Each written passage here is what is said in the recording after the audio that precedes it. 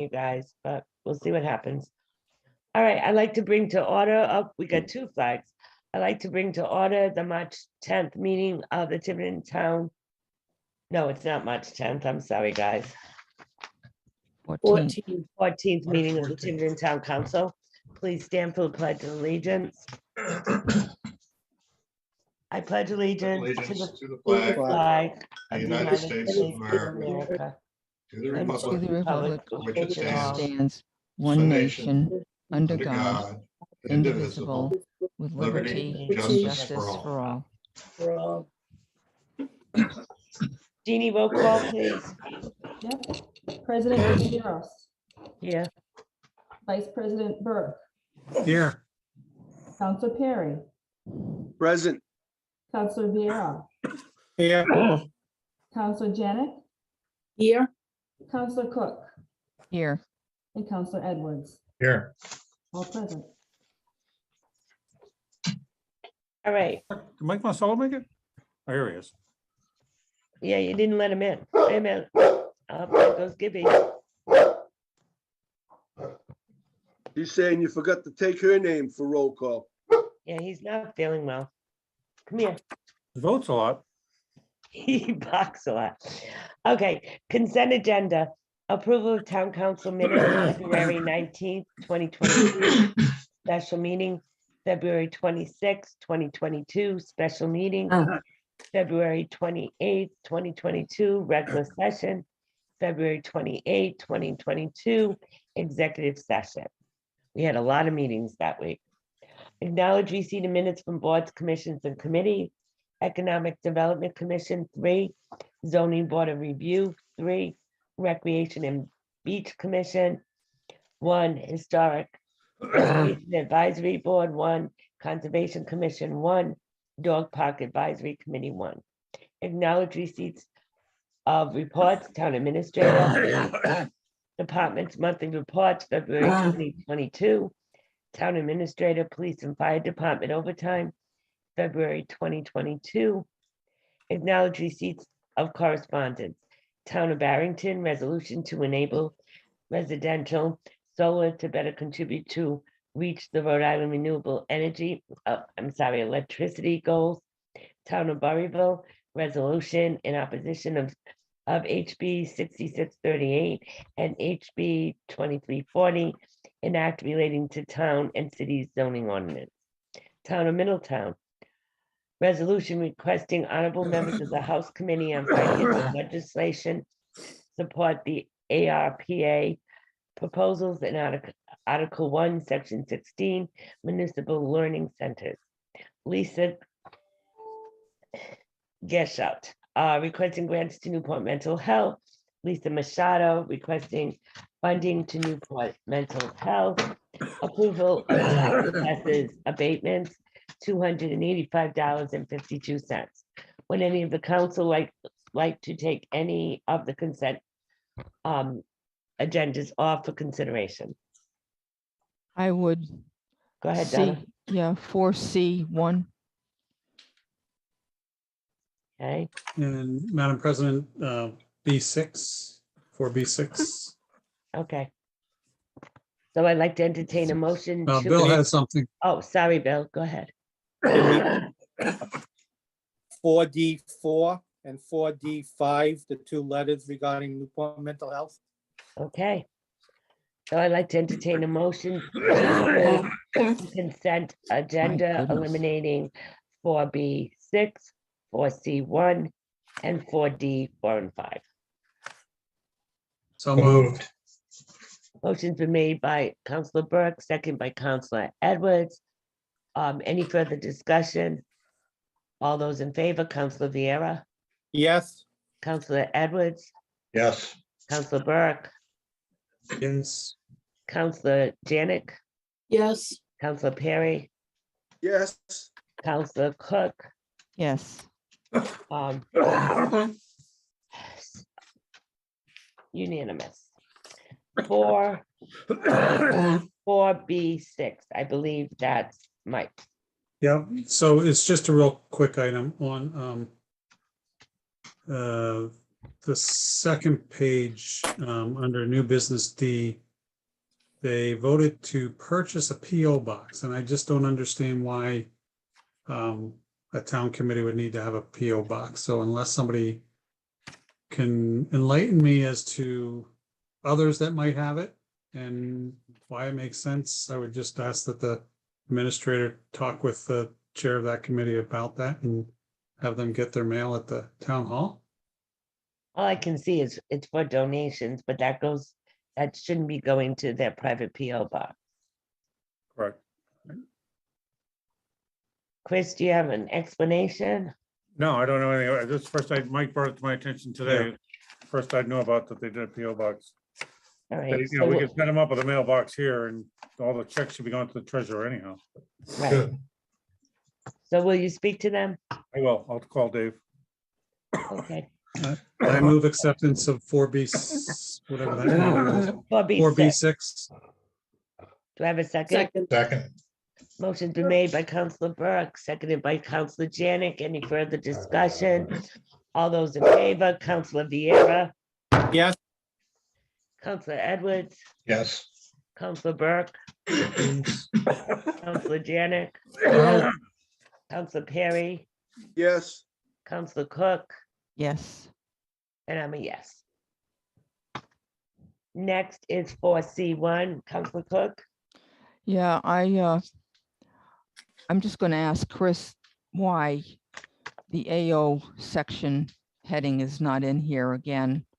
It's not in here because she just came back to work this week. She's getting caught up. I don't think she needs to get caught up on. So that's why it's not in there.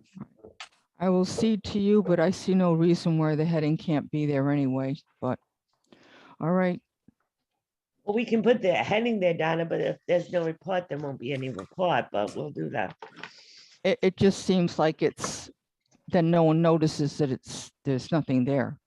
All right, That I'll put I a don't heading think it's there. transparent. I have a problem with it, but, Well, okay. I don't think it's non-transparent either. I just think that it's not there because we haven't received a report. But I will put it there. There's nothing to hide there. Thank Do you. I have a motion for approval of 4C1? So moved. Do I have a second? second, Motion's been made by Councilor Edwards, seconded by Councilor Vieira. Any further discussion? All those in favor, Councilor Vieira, yes, Councilor Edwards, Yes. Councilor Burke, Yes. Councilor Janik, yes, Councilor Perry, yes, Councilor Cook. Yes. Next, 4D, 4 and 5, Councilor Vieira. these are two letters from local residents who are requesting support of some line items that we talked about. And I'm just asking that maybe these two correspondence be forwarded to the Budget Committee Chair so they can consider that in their budgetary process starting this week. Will do. Thank Any you. discussion? Chris, Excuse me? do you have anything to say? No, I said I will. I'll make sure that they get to the budget committee. Okay, Thank you. any discussion from the councilors? no, I think they were great letters, and I did respond to both of them to thank them because they were great letters and support. Okay, so I'd like to entertain a motion to approve 4D, 4 and 5. So moved. Second. Second, Motion been made by Councilor Vieira, second by Councilor Edwards. All those in favor, Councilor Vieira, Yes, Councilor Edwards, Yes. Councilor Burke, Yes. Councilor Janik, yes, Councilor Perry, yes, Councilor Cook. Yes. Okay. Any public comments regarding a council agenda item or other town business? I see we haven't received any. Jeannie, have you received anything since the agenda went out? No, we haven't. Anyone in the attendees like to comment, please raise your hand. Okay. Moving on, public presentation. Mario Corona, Rhode Island Department of Education, RIDE presentation regarding 5-year capital process for education. Chris and I invited Mario here because, as you know, there's been a lot of confusion about the school committees, phases that they've proposed to us, especially to me and Chris, to sign several letters. We did not feel that we had the whole picture to all of this. Mario was nice enough to meet with, not me, because I was working with members of the council and school committee to explain this. There was a meeting, like, my dog acts up, Mario, I'm sorry, we just have to keep him calm.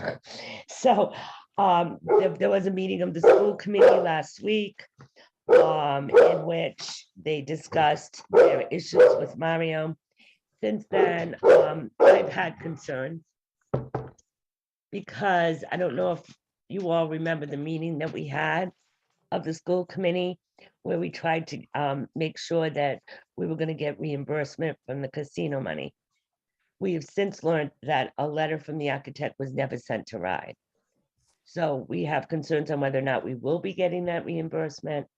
Also, since all this has occurred, a phase 1 letter has been sent to Chris for signing for what appears to be another proposal that we know nothing about once again.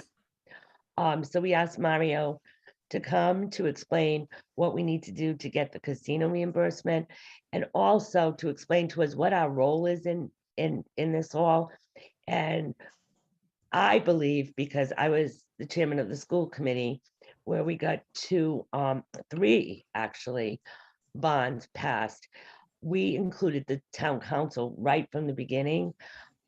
We were involved with the selection of the building committee, the whole thing. And it just seems like we had no idea this was going on. And then all of a sudden I was presented a phase 2, which we later found out committed us to a bond in November, which none of us even knew what the proposal was. So Mario is here to explain the casino reimbursement, to explain what our role is right now. Since then, I want you all to know that our RGB, the architects, is no longer working for the school committee as of last Tuesday. So I would imagine that this new architect that they hire will start the process over again. But there's still a call for us to sign a phase 1, which Chris and I both don't understand what that entails. So Mario, welcome. I know there's a lot that I just said, but I think you kind of know all of this anyway. So as far as the casino money that we gave them $2 million, is that all set for reimbursement? So let's start, and that was a great recap from what's transpired over the last few weeks. It might be helpful. So this process in general, communities come through it once every 5 years. I think the last time Tiverton came through was 2015, 2016. So it might even quickly, for the benefit of some of the individuals on here, even just a 2-minute overview, and then I'll answer your question. I think that'll help contextualize it. Sure. And for those who may have heard, so I went to the school committee meeting last Monday, and I started with the importance of partnering with the towns. Every single successful application that gets through involves partnership with the municipality, period. There's no debate about it. And I was on the meeting with Chris when we found out that they were approaching for the first time a $20 million bond. And I think that was surprising and disappointing. And I shared that last week with the school committee, but hopefully we'll do the overview. I think there's a path forward where we can resolve this, answer your questions, guarantee reimbursement. And I think a fresh start is due here. So in general, school construction projects, unlike other municipal projects, are eligible for state reimbursement. So there's really 2 ways to look at a school project. You need state approval, and then you need your actual money to do the work. Projects that have only one of the 2 are not successful, right? So if you have approval with no money, that's worthless because you're not going to actually do the work. And if you're advancing on projects without state reimbursement, you're throwing away local taxpayer dollars. So in both cases, you want those to align. So to answer the very first question that was asked, I believe that this past year, the town has appropriated 1.8 million, I believe, for school construction projects. That includes a $500,000 emergency approval for, I believe, bathrooms, and then the stage 2 that is before us, which includes, I think, additional bathrooms and lighting, I believe, are the two items in there. Yes. But so a couple of things, and I've spoken with Chris about this, and as well as the district. The stage 2, usually these are 5-year approvals, right? So you want to, you come through this process once because you pay a lot of money to these architects to get you approved. And then, you know, the idea is that you don't come again for 5 years. While I understand that we're going to be thinking now of a larger, more comprehensive plan, one item that we do want to offer, and this is on behalf of the state, is the opportunity within the next week to consider adding one more project to that application.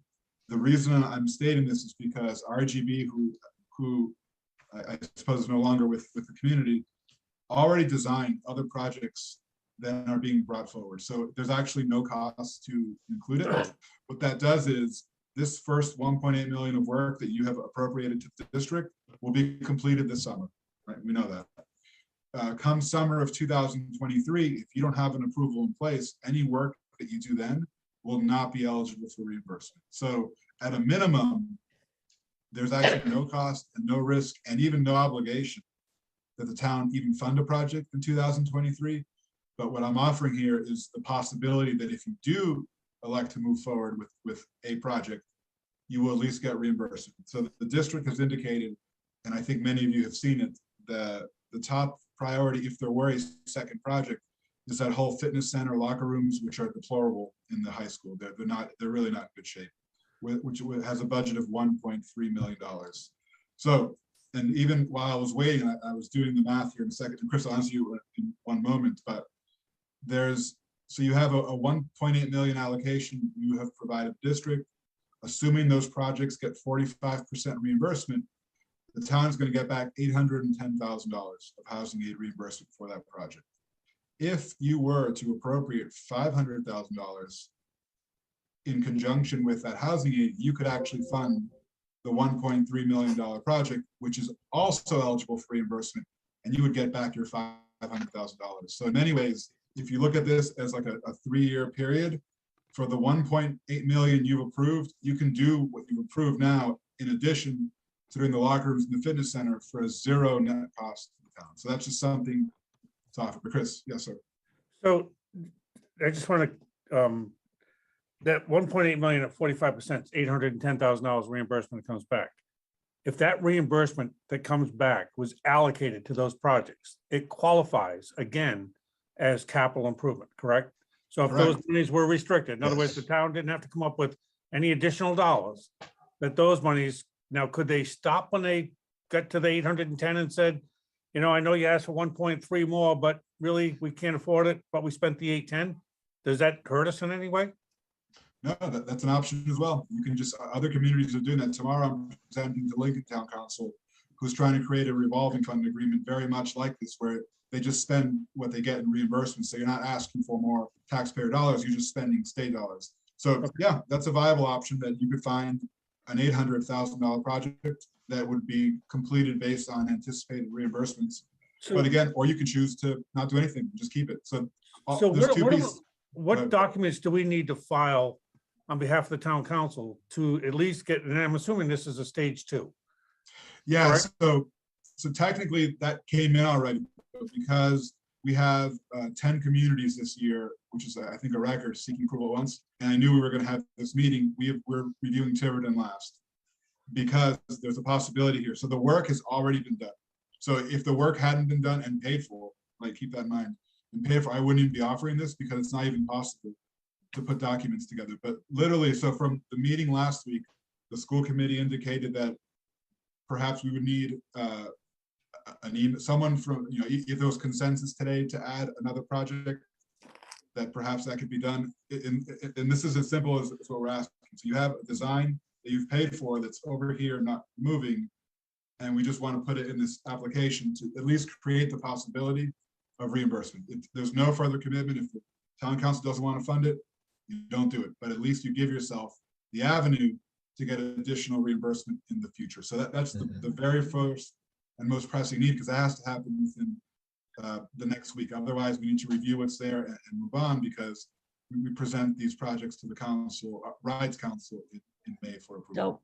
So my next question is, did you receive, so at this point, are we okay with receiving the reimbursement for the one, I guess it's 1.2? 1.8, because there's a half 1.8. million out there already. That's That's all correct. set. So But I that'll be, never, but I never Uh-huh. signed anything, Mario. well, we have meeting minutes. So there's two items. I think this is where it's confusing. The same day we received the stage 2, which is what you're asking about, the reimbursement on the Twin River money. But then a separate stage 1 that wants to start another process, which is the one that hasn't been signed. And that one, let's just table that for a moment. Okay. That'll be another discussion. The other one is more pressing, because that one has to go first. So that first amount, assuming everything is fine, again, we haven't reviewed yet, it's on track. How's that? It's on track to get But approved by what the needed state. to be signed? So you have the minutes, the meeting minutes. Is that what you just said? Yeah, so we received those on Monday. It seemed like you had a 5-to-1 vote, Yes, I believe, for the stage 2. So I think that's. That's all and done. Again, I think, we'll do a review. I'm assuming that will be fine. The stage 1 requires a signature from the municipality, which has not been received. We haven't even touched your stage 1 because we're not doing anyone's stage 1s at the moment. And that's a whole nother item. The decision point to pick another project in your existing stage 2 just creates multiple and new timelines for this longer range stage 1 that has not been signed. So The question on that, Wait, Mario, Mike had his hand up. I don't Okay. know. Mike, would you like to go next? Yeah, thanks. Just so I'm clear, Mario, if I'm hearing you wrong from what I described, if we approve something tonight, we don't have to identify where the dollars are coming from, and we don't even have to. We're Yeah, I just mean- conceptually approving it. So what you can do is, and others have done this, and it's quite common. So just because you approve a stage 2 doesn't mean you actually agree to do the work. So in many communities, I live in Lincoln, these are subject to votes at the financial town meeting. So there's no, even though you sign the stage 2, doesn't mean the voters will actually approve you to do anything. So in this case, we would couch it the same way, where you are agreeing to add another project, subject to town council approval next year, and subject to your appropriation, but at least it gives you the possibility to consider doing that project next year. Because what's worse is if you actually do it and don't get state aid, that's a lost opportunity for this one. And the nice thing, if like it's been done and paid for, like, I want to reiterate, you already paid for them to design it. It would be a shame not to include that at least one other project. The other piece, and others may be aware of this. So when you apply for a ride approval, the only requirement is that you do half of what you ask ride to approve. So if we know that you're already doing 1.4 million as part of your stage 2, then as long as your other project has a value less than 1.4 million, there's actually no risk and no commitment that you even do it.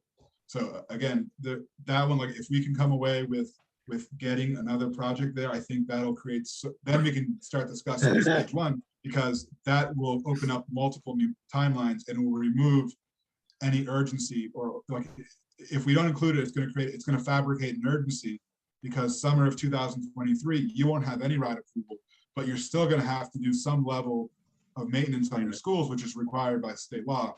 And you would want the state to help you meet that maintenance rather than the Tiverton taxpayers. So what would, so suppose we decide to add 1.4 or 1.2 to this. Does this require a phase 2? No, we would amend the existing phase 2 that we have not reviewed. We would allow as a olive branch between the two sides, and a way to help reset and add time. We would allow you to include one other project, and many more than one project have already been designed and cost estimated. We would just say pick one and put it in there.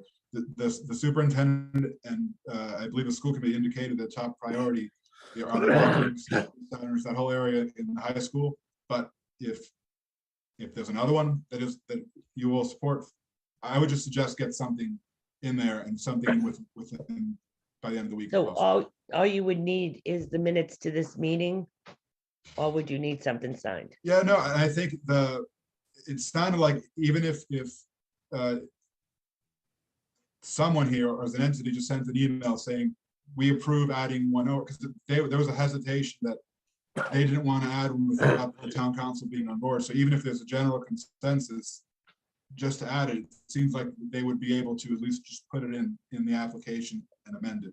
I looked at the meeting minutes from your previous meeting, and I don't believe the approval speaks to an actual dollar value, which is good. So you don't need to take another vote. You just need to authorize them through email to just include one project about 1.3 million. That way you're under that 50% threshold. And all it does is create a possibility that if you choose to fund it next summer, you do it. If you choose not to, or you want to do less, as Chris had mentioned, if you only want to spend the 800,000 you get in housing aid and just do one component of the project, you can do that as well.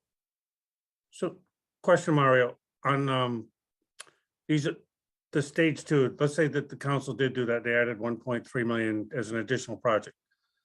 There's no leeway from the school administration to pick and choose whatever projects they want to do.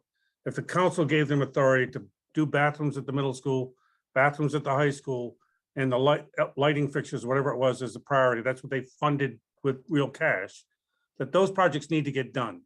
And then subsequently, they would need to come back to the town council to see if there was funding available to do this additional project. But it would be in the plan that project would be there. It just may not have any funding out. That's correct. Okay, I just want to make sure that that's crystal clear. Denise, you're muted. I didn't hear. Said Jay, she called Jay's name. Okay, so Read my lips. Go ahead. just to add one more thing to this, stage 2 is a 5-year time frame. And we would be doing this just to make sure that we keep on saying the summer of 23, that we would be covered for any of that kind of stuff. But really, that's 5 years. So if we didn't, we'd have a few years to do this. That's correct. If we chose. That's a true statement. And yeah, if we can get agreement on this, then we can actually address the larger issue, which is you just alluded to, right? There's a whole nother process and where we go from there. And we can, and I hope to address that tonight, but at least the most pressing item is at least giving you flexibility so that you're not shoehorned into wanting to do something next summer, but not having the possibility for the state to pay for almost 50% of it. So the key things I would like everybody to take out of this is, number one, we've already obligated and spent 50% of an ask up to 2.7 million. Number two, money that we get back, as long as we put it back into these projects, will be leveraged and we'll get a lot of bang for our buck. So we're going to be leveraging non-taxpayer money to do even more projects and get reimbursed for them too. So this is a win-win. We should. It is. Councilor Janik? Well, my question was, the projects that the architects had already designed, was that the high school gym area, the locker rooms and showers? So that's Correct. what we'd be submitting? Correct. Yes. So if we did, if say they did a project, like just say they did the middle school lockers, that would not be eligible for reimbursement? That's correct. So we have to send in something that has already been approved, or the architects have already designed, and that's what we have to do in order to be eligible for that next reimbursement. That's correct. Yeah, and this is like a timing thing. Oh, Mario froze. You just got the Zoom bug, Mario. Mario, you froze. Hang on a second. Because what I'm thinking is the next time that they put in a project, they put in multiple projects, we don't have to do them all. No, But then exactly. we've got, then there are options Mhm. as to, what's actually done. But if you only put one in and then you really need to do something else, you're kind of locked into that. Well, we do know that the locker rooms were. I know that, I do, right, But I'm not we saying. they're not. really haven't, no one really has come to us with the $25 million project. And I don't even think that the building committee has really vetted that all out either. But we do know during the casino talks, the casino money talks, that was our next big thing, was the locker rooms. Right. And I Yeah. think we can all be on board with that. Yeah, no, I think so. They're the Well, same so- locker rooms we use, Denise, so yeah, we're Yeah, on board. and that was in 1977, Mario, and those locker rooms have not changed That's actually the year we graduated, so we were Yeah. using them years before. so. before that, right? Councilor Burke? Just a process question. So Mario, I appreciate you said if you have something by the end of the week. However, if we wanted to vote on this tonight, I don't know that we can because it's not written on our agenda in that way. I don't know if it necessarily, this is for Mr. Marcelo to answer, but I don't necessarily believe you may need another vote because the vote you already approved doesn't speak to a dollar value. If there's a general consensus, someone could just email the school committee and ask them to enter, but I will let you there. And even, so here's the other thing, even if we just receive it, we still need to do a review of your application and you'll get a supplemental list of comments. And perhaps that might be one to provide minutes or some item which will afford time for that to occur, but I'll let Mr. Marcelo answer. Mike, Marcelo? Yeah, so I prefer that you actually take a formal vote at some point. If you just have a general consensus now to add it, and you maybe give the authority for Chris to, after this conversation is over, to email a ride, but then I think we're gonna need a formal vote at some point. Yeah, I'll put it on the next agenda. That's no problem. We could do a preliminary vote, Well, no, we could just have a No. general consensus just without a a vote. consensus. Yeah, So Denise, we actually have that meeting on the 21st if you wanted to yep, you're right, Mike. do it at the start of that. Yes, I could definitely add it to next Monday. So in general, Mario, could you explain the 3% requirement? And that helps wrap the picture around why this is important. Yes. Because this council is very adverse as to how they spend their monies and what buckets and why. And I think understanding that requirement, that pieces of it come from that general appropriation, but pieces of it are missing, and that this piece would help fulfill that. And I think that helps bring the picture to closure as to why this is important. No, excellent point of question. So we have in 2018, when the General Assembly created all these housing aid bonuses and the $250 million bond and all these other incentives, they were concerned that they wanted to ensure really that communities would continue to maintain their facilities moving forward and protect the state's investment. So as a result, there was a new maintenance spending requirement. So communities have to meet one of 3 thresholds every year. So for any community who has more than one building, the one that they all select pick is the % of operating budget, which will rise to 3% of operating budget beginning in fiscal year 23 and will remain that way indefinitely or until the General Assembly were to change that requirement. In Tiverton's case, you have around a $32 or $33 million operating budget for your schools, which means approximately just around $1 million a year has to be spent on maintaining your facilities, or the way the statute is written, that the state will take housing aid that is reimbursing your elementary schools, right, which is paying your debt service, is taken and given to the district to maintain their facilities. So getting this approval helps you meet that 1%, that 3% or $1 million by also receiving state housing aid to meet projects to meet that threshold. So there is an incentive. So even as you pursue, and in a minute we'll segue into your longer term plan, but even like your floor for the next 5-year approval would likely want to be $5 million, $1 million per year, because that's what you have to spend anyway. So why not have the state pay at least 45% of that, so that your net cost is $550,000 a year. So there is that requirement now. Getting this other project in then really covers you for this fiscal year and then for next fiscal year as you embark on a longer master plan. So is there, out of the current operating budgets annually, and I'm assuming there is some monies that qualify for this 3%? Is there a way that the municipal side of the budget can actually see what that schedule looks like, what accounts come out of it to ensure that they properly funded those? I know at the end of the day, when they do an appropriation, it's a bottom line appropriation, but our budget committee is fairly adept at looking at those kind of things and ensuring that they put the right monies in the right accounts. I agree, and we can reach out to the Okay. business manager. I know that at a minimum, so it's not like you're starting at zero every year. I don't mean to scare you, because you have maintenance employees, their salaries and benefits count. So, maybe $300,000 or $400,000. Right. Yeah, maybe half is like a floor, and then we'll work with you to get to the rest. But there is that requirement, and at least this process helps you guarantee that you're always over it. Okay. That's the nice thing about right. doing it.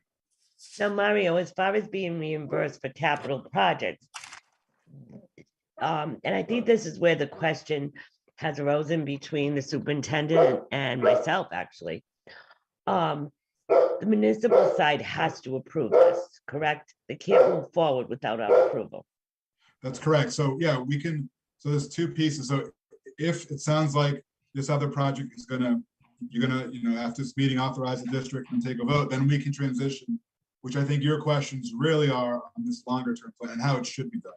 So we can, and those are all legitimate. So if it sounds like this 1.3 is in a good place, I'll just move over because I think we're going to spend the rest of the time answering the exact question that you have just posed. All right, so at this point, does anyone have any objections to the 1.3 being added to this? Speak now or forever hold your peace, really. I would like to know where it's coming from, 1.3. Well, we don't have to decide that now, Donna, and we don't So- even have to commit it. Yeah, It could come from the casino money, it could come from the budget committee allocating it, and the town votes for that allocation. But we're not saying we're going to spend this. We're saying there's a possibility. Am I right, Mario? That's correct. And you can so- also restrict the reimbursement to be funded towards future capital projects for that particular plan. Who's Right, gonna so make isn't that it point, really- this money could, right now, reimbursements go into the general fund. They could be diverted to an account to be used strictly for the capital projects of the school, because that's where they went in the first place. And if they did, leverage kicks in, and it's an important thing to think about. Right, but that's a whole nother conversation with the No, it treasurer. is, but it's key to making this work. Right, but it's a whole nother conversation with the treasurer and the town attorney on how we can make that work. The timing on that one is actually fortunate because tomorrow, I alluded to, we're having this exact conversation with Lincoln, who also has Twin River funding them, to create a revolving fund, like an account that receives the housing aid and reinvest. So Right. assuming that goes well, and I think there's draft language, I can send it to the council if they want to take a look at it, but it would be a useful way to really to maximize and leverage your money. So you're doing as much Tiverton work with state money. That's the goal of the revolving fund, and I'm assuming you would want the same thing. Correct. So now, so in terms of the longer term aspect, this is where, But just one more second. So if there's no objection to this, we will have Chris email Ride tomorrow saying that we do want to add an additional 1.2 to that request.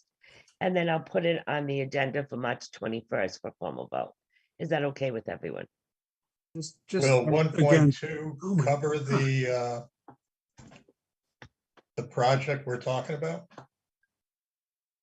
The 1.3. bathrooms, Yeah, it's 1.3. I'm sorry, 1.3. okay, 1.3 sounds better. I'm sorry. I wrote 1.3, but I said 1.2. That's fine, I just wanted to make sure we're on the right track. Okay. All right, Mario, so that should satisfy that piece. Denise, Yes. every time I talk, I get jumped over.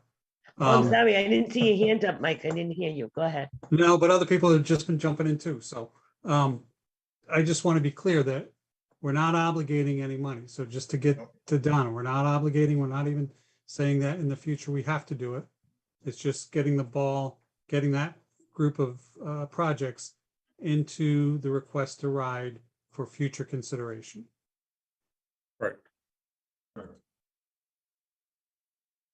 Any other questions? Go ahead, Mario.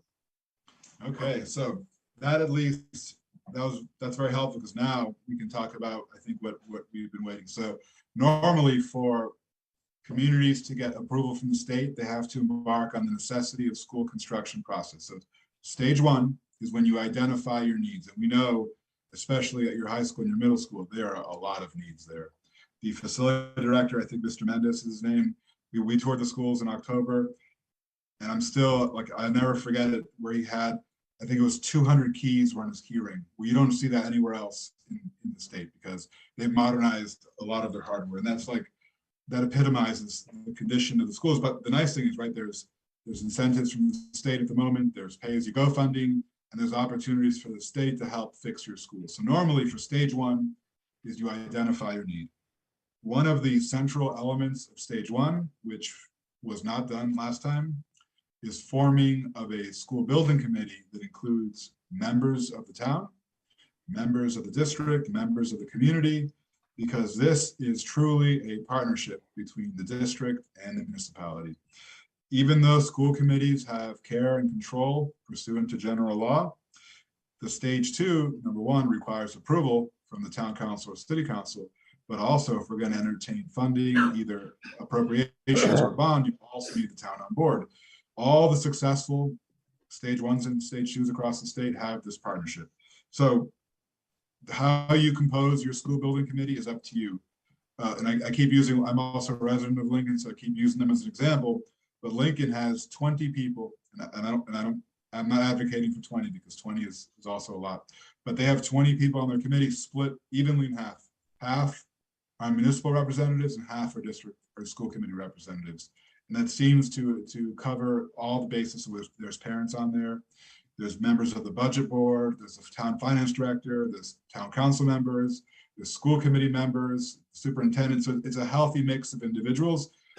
I honestly, I would maybe do 10 if I were you. 20 is a bit much, but the regulations require 8. So the very first piece, and I think that the district will also admit that this was a miss, was what should have occurred when they started this process was creating, number one, engaging with the town, but then creating this committee, because that is the avenue where you discuss the needs, the budgets, the wants, and you get the input in this collaboration that is needed to get this across the finish line. So now that a stage one came in last week, it's here, and again, we can, because you've allocated that other project for approval, there's no urgency at the moment. We have actually solved one of the issues, which would have been an urgency to get it in right away, because now you're covered for 2 summers. So you can. I just want to interrupt you. Very. You said the stage one came in last week, but that didn't have a municipal signature. Correct. So we're not going to review it. We haven't signed it, and we can work that out. It's just there. It's in our office, untouched. And So does what I'm advocating. does that need a signature? Yeah. So where I'm going with this is, as a first step, we won't review that. As a first step, there would be a formation of a school building committee. You would get on board, and after that, thereafter, assuming that you want to undertake this process, someone would then sign it after the fact. So as a very first step would be to engage a school building committee, and many town charters have a process that's laid out. I know Lincoln's, again, lists exactly how it should be picked. There's also the school construction regulations list out 8 names that need to be on there. But as a very first step, it would be to establish that committee. And the next step, once that committee is established, presumably then we would have someone from the town would at least be authorized to sign. Signing, again, doesn't commit you to spend any money. It just commits you to exploring this process of identifying your needs, and we know you have needs. So that's the first step. Form a committee, engage with the town, and in step 2 is have someone from the town sign that stage 1. Now, The school building committee could ask to review that stage one. You could ask to amend the stage one. You can do what you want. We have, it's just in our possession. We haven't reviewed it and we will not review it until the town signs it. But more importantly, so that we don't repeat history, we would want you and require you to form a school building committee meeting and even have that meeting. Again, we're happy to come to that first meeting and engage everyone again in the process. But in terms of next steps, I would actually, once you form it, the committee might want to review the stage one themselves and determine what goes in there. Mr. Burke. So another option could be to withdraw that stage one because it wasn't done through a process that was very transparent. You could. Okay. And would that endanger anything in the future? So what it does change, that's actually an excellent question. So we have deadlines for stage one and stage two. So the nice thing is whether it's signed or not, you met the first deadline, you're there. So if you want to take it back and amend it, you still met the deadline. So I would suggest not withdrawing it, but rather forming a committee, reviewing it, making amendments, and then sending it back to us signed as opposed to withdrawing it.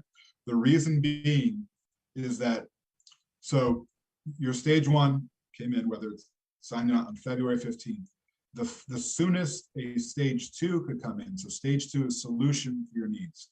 This means you have picked as a committee the projects you want to include. You've determined whether you're going to ask your voters for a bond or not. You're going to design, you're going to cost estimate, you're going to have a final package of projects that you want the state to review for approval. The soonest you could hand a stage two in is September 15th. Now, whether that's too aggressive or not, that's for the committee to decide, but at least you have the option of that sooner date because you did meet the February 15th deadline. If you were to withdraw or retract it, then you would be looking to hand in a stage one September 15th with the soonest stage two being February 15th, 2023. So it gives you options. Even if you review and amend the stage one and get it back to us, there's no requirement you get a stage two in September, but you at least have the option. Again, you can choose perhaps to go to February 2023 for that, or even the following September. Like you have flexibility, which is why that decision we made earlier of including that project is critical, because now you have multiple choices and multiple avenues because you at least have some approvals to do work in the summer of 2023. Donna, did you have your hand up? He already mentioned the September 15th date, so I'm all set. Now, once we file the stage two, then we have 6 months to go for a bond or whatever funding we decide. So yes, so the traditional process, and this is a great question. The traditional process is you do a stage one, you do a stage two, you engage the General Assembly because you need enabling legislation, and then within 6 months of the right approval, you get your voter approval. What other communities have done since the bonuses were created and PAYGO was funded, some communities are, in a sense, going out of order, especially those who are not certain that their voters will approve school projects. Some communities now are asking their voters for financial support before even having a plan, and then working backwards from that plan. So that's also about, if you're not certain or you want to explore that before you commit to doing work, that's a viable solution. You would figure a number that makes sense for the town, that would minimize the impact on taxes or would fund some level of project that you're hoping to complete. You would ask the voters to approve that in November. If they approve it, you can proceed. If they reject it, you save yourself the time. So that is a viable option that historically we hadn't seen much, but it's becoming more and more common over the last 3 years. Well, at this point, the town council wasn't even aware that this was going on, and I'll tell you, the community has no idea. So this needs to be a little more transparent. Then there needs to be a little more, by lack of word, campaigning for this so people understand what's going on. And at this point, I don't believe the community is engaged in this at all. They have no idea that this is going on. We didn't even know it was going on until recently. And you were giving them money for capital projects. Right, and we Still were, didn't. Right, we had discussions about the casino money, but not once was it even mentioned that they were going for this bond, or they're wishing for us to go for this bond, or that they were even considering this. So Mario, when stage one gets signed, there's really no authorization to do anything. But it's kind of a misnomer because the school administration went out and hired an architectural firm to put these $25 million worth of projects together that the town council never saw and never adopted. Is there any mechanism to prevent something from like that ever happening in the future? Because that's the piece everybody for a loop was, we had no idea that this was even happening behind our, it was just, it was almost like they were expecting the town council to rubber stamp this. And it's put the council in a very bad position. I'm not saying By that the way- these are very laudable goals, but they're also, we're way outside the ask that this town would do financially. And by the way, the building committee wasn't even formed or was part of this whatsoever. And what I understand is they should be formed right at the beginning of this process and work with the architect also. So that you're driving right to my point, that if a building committee was adopted and met and looked at over all the conceptual issues, at least from the town side, they would know what the town's gonna agree to support and not support before they would ever spend a dime on designing something that might never see the light of day. I agree. That was the most shocking part. And there's other examples. So this is not uncommon, Okay, unfortunately. We have one, and I won't say the community, but No, you don't have to. And obviously, I don't like airing out dirty laundry either, but it's a learning lesson. I It agree. is, but we need to, want to make sure that we do this right so that we can provide the right services for our school buildings, because like you said, the middle school and high school are in desperate need of some issues. They really are. You've been through them. I'd like the town council to go through them. At least those two structures. I know that they've seen some of the newer ones, but before they get something shoved under them to say you have to adopt this without ever seeing it was kind of, backhanded. Let's just put it that way. It needs to be more in the spirit of working together, because it is a hand-in-hand relationship here. They will never get what they want if they don't come to them and seek their approvals first. And I hate to see us go through what we just went through. 100% with you.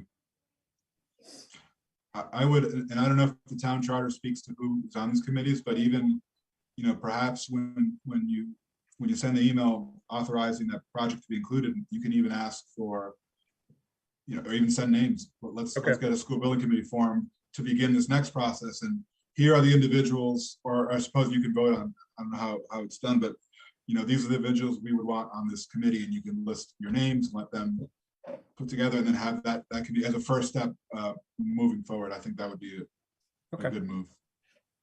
Jay. Mario, they have appointed a school building committee, and they have in fact held a couple of meetings, but I'm looking at the rules here, and it says minimum of 8 people, and the word must is used. So that to me is like will and shall.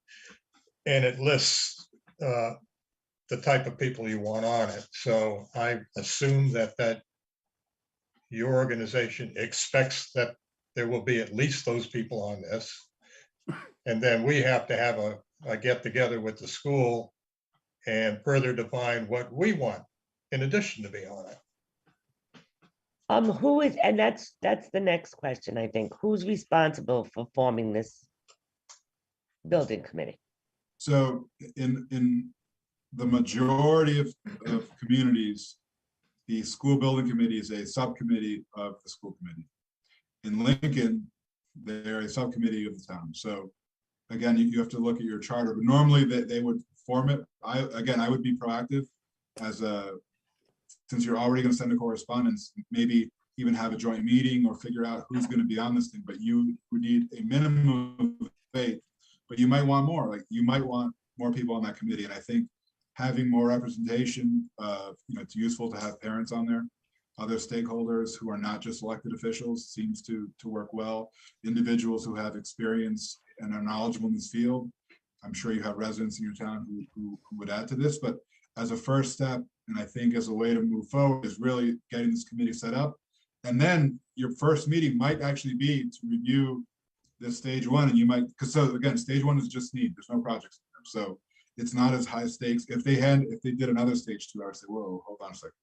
But for stage one, it's really just identifying need. You would want to actually see it, you want to confirm it, you'd want to walk through the schools, whoever's on this. And then at that point, you can begin as a committee to start creating solutions to these projects. But that conversation begins and ends with how much support there is for projects, right? Like because to your point, Chris, why would someone $30 million of work if you have $5 million? It doesn't make sense. But if your budget, if there's a possibility that you might support a $20 million bond, well, then we have that conversation. So I agree. And I think moving forward, like the only way to do this is to do it the right way. And I would reach out fairly soon to establish a school building committee, whether you each take formal votes of who's on there or how you do that process. But I think in terms of, that's the only way to move forward. That's the reality of where we are with that. In Tiverton, the only people that can put any bond initiative before the voters is the town council. So they should really be vetted, these projects, before it ever gets to see the light of day, because if they're not going to approve them, you just made my point. It's useless to get down the road of spending money on doing architectural drawings and designs and all that if the council isn't going to put it before the voters. So. Any other council? Okay. So, the school committee has, well, actually, Jerry Locken has approached me and he did want a joint meeting, but I felt that the council needed to talk to Mario ourselves, get it straight in our heads before we move forward. Also, Mario, they do have a building committee that someone appointed over there, but we could start from scratch now. Is that what you're saying? That's what I would recommend, that if we follow the same process that was followed already once, we know where that ends. So I would say, let's follow it the right way and actually do a joint appointment and get the members on there who need to be on there and who want to be on there and actually have a successful outcome. So yeah, I wouldn't even, whatever's submit, I haven't even opened it. So I don't know whose names are on there, but I wouldn't even, I would just, let's hit the reset button and not even acknowledge that list. No clue who's on it, but they've had two meetings, I believe. Also, as far as the joint meeting, and I'm addressing the council with this, as far as the joint meeting, our plates are pretty full for March, and that's why I've been putting it off a little bit, because we were trying to do the budget. Some of us are involved in contracts, some of us are doing solo ordinances, some of us are doing the FTR. So I don't know if you all agree with me, but the earliest would be sometime in April right now. Until we get this budget, we have 2 meetings with the budget committee. So what I'm thinking is at least sometime in April. Mike? I'll be honest, I think that's even premature. I see it a you- few months out after building committee gets squared away and then we get some better direction. That's my opinion anyway. All right, so this is my next question to you, Mike. So you think that the town council should form the building committee, or you think it's even too premature to even do the building committee at this point? No, I'm not saying that. I'm saying the joint meeting. Okay. Okay. But, okay, Deb? They do have a building committee, and Yeah, but the building committee was for they just put together a new building committee. It's current. It's Right. current, and Right. I think there are some people who were on it before. You know what, in all honesty, I saw the list of the names. I knew most of them. There were some I didn't know. I think some were parents, different tradespeople in town. And in my they've had opinion, a couple- Deb, I think that Chris Carter should be on it. I think that Oh, I'm maybe not the saying, yeah, town I'm not treasurer saying, should be on it. no, I'm I not think they saying. appointed me, but I'm not sure. I'm I not sure if think I'm on it. I think your name was on the list. My husband's on the budget committee and he's on it. He was asked to be on it. He was appointed. They've had a couple of meetings. They've had them by Zoom. And in all honesty, I don't know how many they've had, but they have had a couple. And I don't even know what they discussed. Well, to be honest with you, I think they put the cart before the horse, because what I understand is they already had this plan. The architect and the superintendent already picked the projects. And what I remember from being involved in this in the past, the building committee is a big decision maker on what projects to move forward with. And they weren't at all part of the decision. They were just handed these projects. You're right. There was a discussion at the school committee as to who the building committee reported to. And in the past, it was a committee that reported to the superintendent. And I believe that the superintendent is the one who kind of put this together. But the school committee was talking that they wanted to discuss it further as to who they would actually report to. Would they report to the council? Would they report to the school committee? Would they report to the superintendent? I'm not sure if they had that again on their agenda to discuss, but that was a question on one of the school committee meetings that I did watch. But Mario, could the town council say to the school committee and the superintendent, we're going to appoint this committee? Can we override that? Well, this is one where, I mean, if they want projects to advance, I would say they would, I'm sure they would listen, right? I think it would be a good move to work together to create a committee that has everyone's needs and start fresh. I think that would be a good move. The timing you mentioned, that if the architect is no longer around, then this actually might be a good time to hit a total reset on everything, because they're gone. You can now put, I think, you know, either if there's 7 of you, up to even 3 of you can go on there from the town council if you wanted to. The town administrator is always a great one. I think the treasurer is a good one. We see that in many communities, and there might be others that you want to include, but I think this is the time that if both sides want to have a good ending, both sides should be represented on this committee to make sure that all needs and wants and everything is factored in. I think that's the only way to avoid a repeat of what just has occurred. Okay. Thank you. Any other questions for Mario? No. Everyone sure? Because he can't come back every week. So. No. Well, it's much easier virtually than. Yeah, right. Yeah. I'm sure I'll be in touch with them. Yeah. He was very informative, and when I talked to him today, he was equally informative. Well, thank you, Mario, for taking the time to spend with us. And also thank you for spending time with the school committee. I think doing it separately like this gives us more time to speak instead of 12 people in the room asking you questions. So thank you very much. And be sure we'll be calling you. Yep, tomorrow. Excellent. And then I'll send you, as we move further along, we look at funding strategies. I'll send you, once the Lincoln document gets to a better place, I'll send you that resolution in case it's something that you want to adopt, where, so the housing aid you receive on projects gets reimbursed back to do more projects rather than go somewhere else. So Lincoln is doing this. The city of Providence just voted to do the same thing. So it may be a good thing, especially since you have a dedicated funding source that many communities don't have. So I think it might be a good opportunity for you to see. But again, that's just one component of your process, and we can have meetings on funding strategies at a later date. But I will forward the document to Chris the moment it is available to forward. Okay. Thank great. you, Mario. Wait a minute, before you go, Jerry Locken has his hand raised. Yeah, I wasn't going to entertain any questions from the audience, if that's okay. Mario's time's valuable. And I just thought that this was a town council discussion. Is that okay with everyone?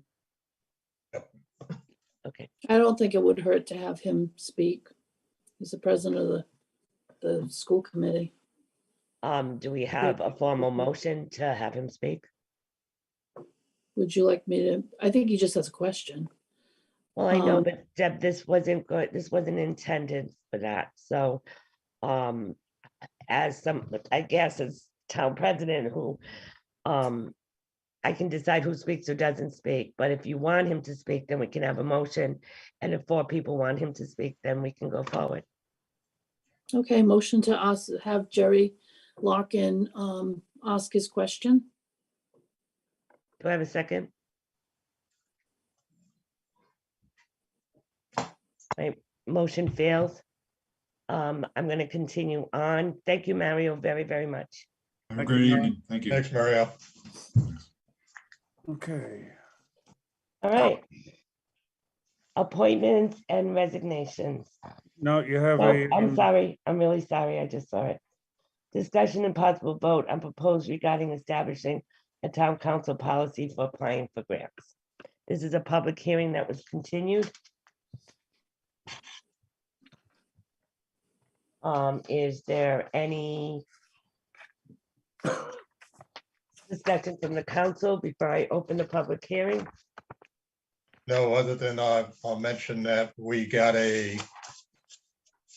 another yellow highlighted amendment to what we have in our packet You today did? from Jeannie. Okay. Was it Oh. emailed to us? Yep. So for the public hearing portion, anybody from the public who wants to call. Yeah, well, all right, Chris, you're ahead of me. All right, I'm gonna open the public hearing while everybody's looking for, The highlighted. yeah, for the highlighted. So the phone number is 877-853-5247. The meeting ID number is 864-598-32710. And the passcode is 555-779. All this is published on the town council website for the meeting for tonight, Secretary of State. And it's on the town website as well under the town council meeting. Again, anybody who is listening on YouTube videos and wants to participate in this public hearing, they can dial 877-853-5247. You'll need to pound in the meeting ID number 864-598-32710. And the passcode is 555-779. So, and there's currently no hands up in the attendee room. Oh, well, I have my hand up and so Yep. does Mr. Yep. Yep. Solicitor Marcello. Yeah, I know, Donna, I'm just waiting. I just opened the public hearing. I'm just waiting to see if anyone has I- anything to say. Yep, but I have a problem with the public hearing because this just came to us. So what does anyone have to look at? It wasn't in the packet. It wasn't in what was sent out for anyone to look at. So, as far as I know, as long as the ordinance was advertised, we can make changes. This is a change. And the yellow highlighted is town administrator authorization. The town administrator without town council approval is authorized to approve grant applications or requests that require in-kind contributions, as long as such applications do not mandate the allocation of additional town cash funds. Okay, my question is, Denise, was this available online It for doesn't people to have look to at? be. The original ordinance is online All and right. we I can wanna make do it that way. amendments to it during this meeting. Am I right, Mike Marcello? Yes. Yeah. But can I just comment? So if you recall at the last meeting, I'm sorry, did you say yes or no? Yes, Sorry. of course I said yes. Oh. No, Mike, you can't talk. No, No, go ahead. I'm sorry. Oh, I wasn't sure you wanted to take public comment first. If you remember at the last meeting, Mike Burke had some changes that he wanted to incorporate on. So this is represented those changes. So the first one was to change the word under A to allocate, which you see was also highlighted in yellow. And then there was concern about authorization from the town administrator when no additional funds or in-kind funds were being used. And so that's those two changes, I believe. These amendments reflect those changes, I believe. Yep, they do. No, I don't have I know, it's just that it showed up at the last minute. In fact, I was like, where's the stuff we were changed? And I actually circled the vote because Michael Burke had said he wanted it to be allocate. So I was like, where's allocate? I don't know. I just Johnny, got you this have like to- You 5 have to minutes ago. understand the original advertisement that went out, because we didn't have to advertise again, Yeah. was okay. the original ordinance. And All that's what right. this meeting is for. It's for All right. changes and for people in the audience to comment on those changes. Am I right, Mike Barcello? Yes. Okay. Mm. Councilor And we Perry, can you put have it up your on hand. the, and we can put it up on the screen if someone can share it. I think Mike might be able to share it. Councilor Perry, you have your hand up. Yes, Madam President. And I'm not sure if this is what Donna's talking about, but I It thought is. we had agreed if we didn't get something at least 24 hours in advance, that we shouldn't discuss it or vote on it. And that's the way I feel. If this just came to us today, I haven't had a chance to look it over. I just don't think that, I know I don't want to vote on it because I haven't had time to look it over and research it. So I'd Right. like things at least 24 hours in advance before I act on it or vote on it. Okay, all I can say about this is an ordinance that goes up out for public review. This is a public hearing that was done 2 weeks ago. During that public hearing, these changes were discussed by, I believe it was Councilor Burke. And we discussed these changes. And so we all knew this was going to happen, the people that were present at the meeting, that this was going to be added. We don't have to re-advertise this. That's what a public hearing is about, and that's what we did last week. There was discussion, we changed it, and now these are the changes. But I wasn't, like, I'm looking at these changes, and I know about these changes because we discussed it at the last minute, and we asked Mike to add it. So to me, this isn't like something that needed 24 hours, since this was discussed at the last meeting, vetted at the last meeting, and we asked Attorney Marcello to put it in. So I'm not surprised this is here because we asked him to do it. Well, And it's verbatim to what we asked. no, but I can't remember what I ate for breakfast yesterday. Never mind what we talked about 2 weeks ago, because if it would have been on our packet when we got it originally, then I would have been able to look over it. But to get it today and not, I didn't even look at it today because I thought everything we had discussed was in the one I already looked at. That's why, I was a little upset myself seeing this on a last minute. That's all. That's my input. Councilor Burke, First off, Mike had asked me to share the screen. What do you see? That's it. Got it. Okay, we see wasn't it. sure I wanted to make sure because it's not show. It usually shows a little box around the screen that I'm sharing.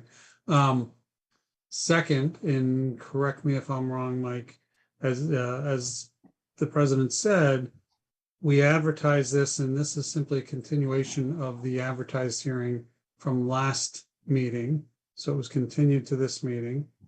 A draft was created based on the comments and discussion from that meeting, which is this draft that's up on the screen. But the version that is before us right now is still what was advertised. We haven't decided whether or not to do any of these suggested modifications to it. And we can, if we want to, simply finish the public hearing and not vote on it tonight and put it on our next agenda for a vote. Is that accurate, Mike? Yes. You could. So my recollection, and I haven't looked at the minutes, but my recollection is you actually voted to change the word allocate. So that represents that change. And then you made a general comment, Mr. Burke, about the town administrator authorization. And you had some language, but you said at that meeting that you didn't feel comfortable voting on that language, and you gave it back to me to draft to reflect. But I think that actually there was a vote on that language, if I'm not mistaken, or at least the concept of that language. And so you didn't feel comfortable actually voting on it then because the language wasn't before everybody. And so I prepared the language. It's now, this is the second public hearing, but you're right. You don't have to pass it tonight. You could continue it to the next meeting and get comments on this if you want, and then pass it at that point. So, but I do think that these are the amendments that were voted upon and reflected at the last meeting. Correct. Thank you. Does any of the councilors have any comments regarding these changes? If I remember, this is exactly the changes that we said, but does anyone have any comments? I can't see your hand raised because of what's going on the screen. So just speak up if you want to say something. Denise, can we just give out the phone number one more time, please? Oh, it's 877-853-5247. The meeting ID is 864-5983-2710. And the passcode is 555779. And Madam President, just to looking back at the minutes from that meeting, the motion that was passed, it was made by Councilor Perry, seconded by myself, was to continue the public hearing to the next regular meeting on 3/14/2022 to allow for review of the proposed changes with the solicitor. Thank you, Mike. So does anyone have any comments regarding this?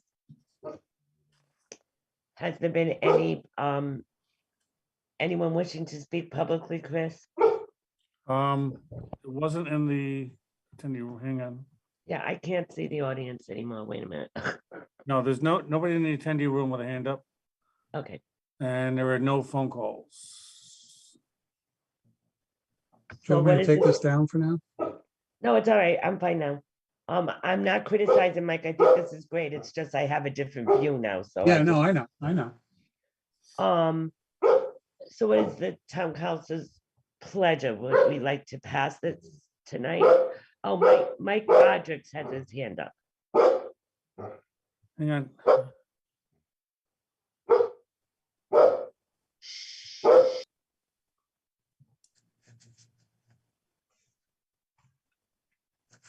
You should be You coming hear in. me, Chris? Okay, You should be coming in. okay.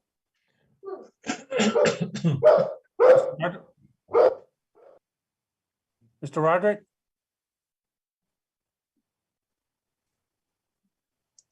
Hello, Mike Roderick?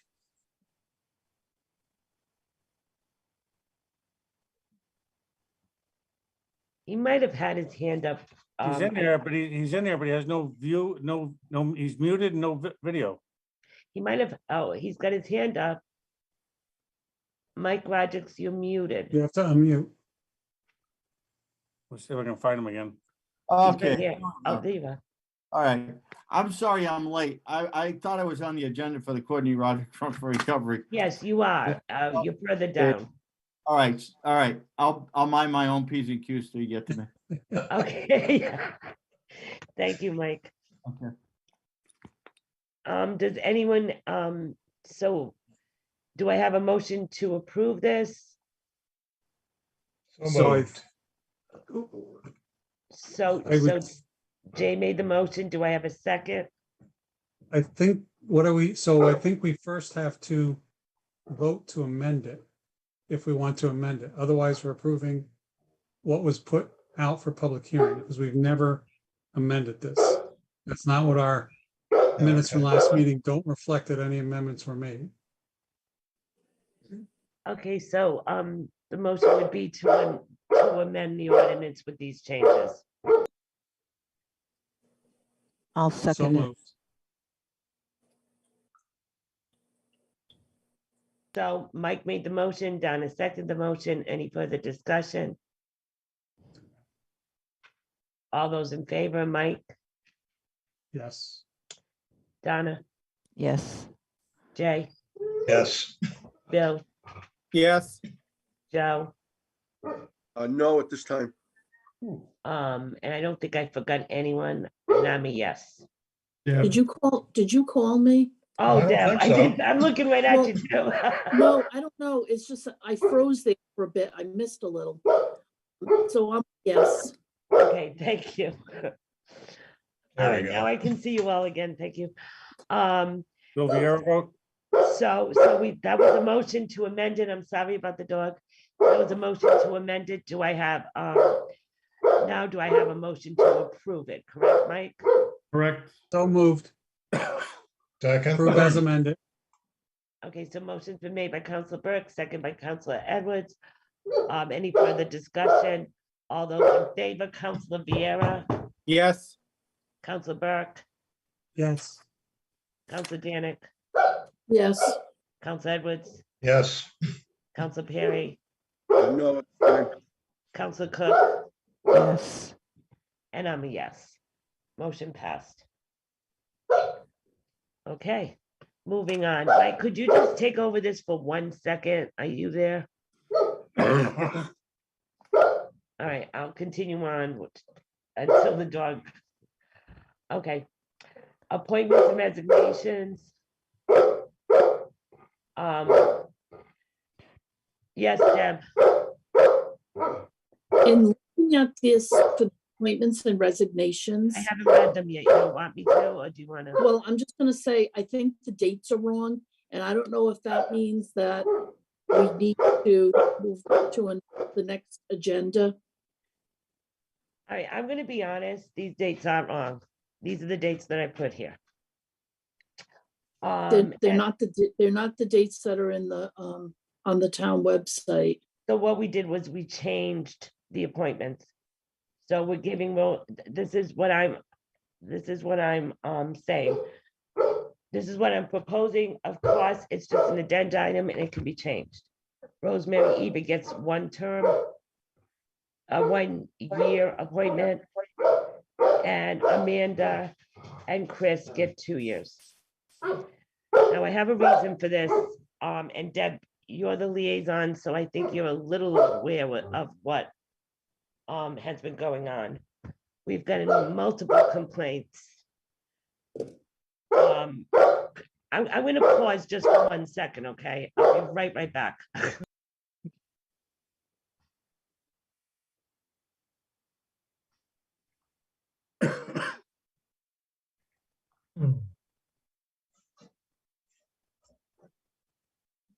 I think Gibby's had enough.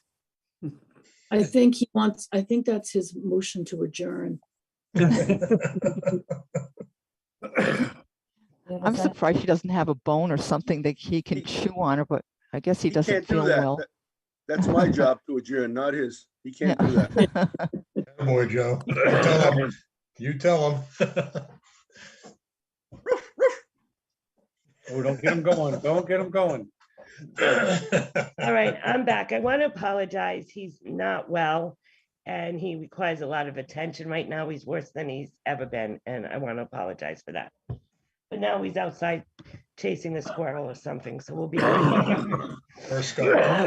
or a skunk. All right, so so I'm going to be really blunt about this, and if you don't like my theory, this is absolutely fine. This is just a suggestion.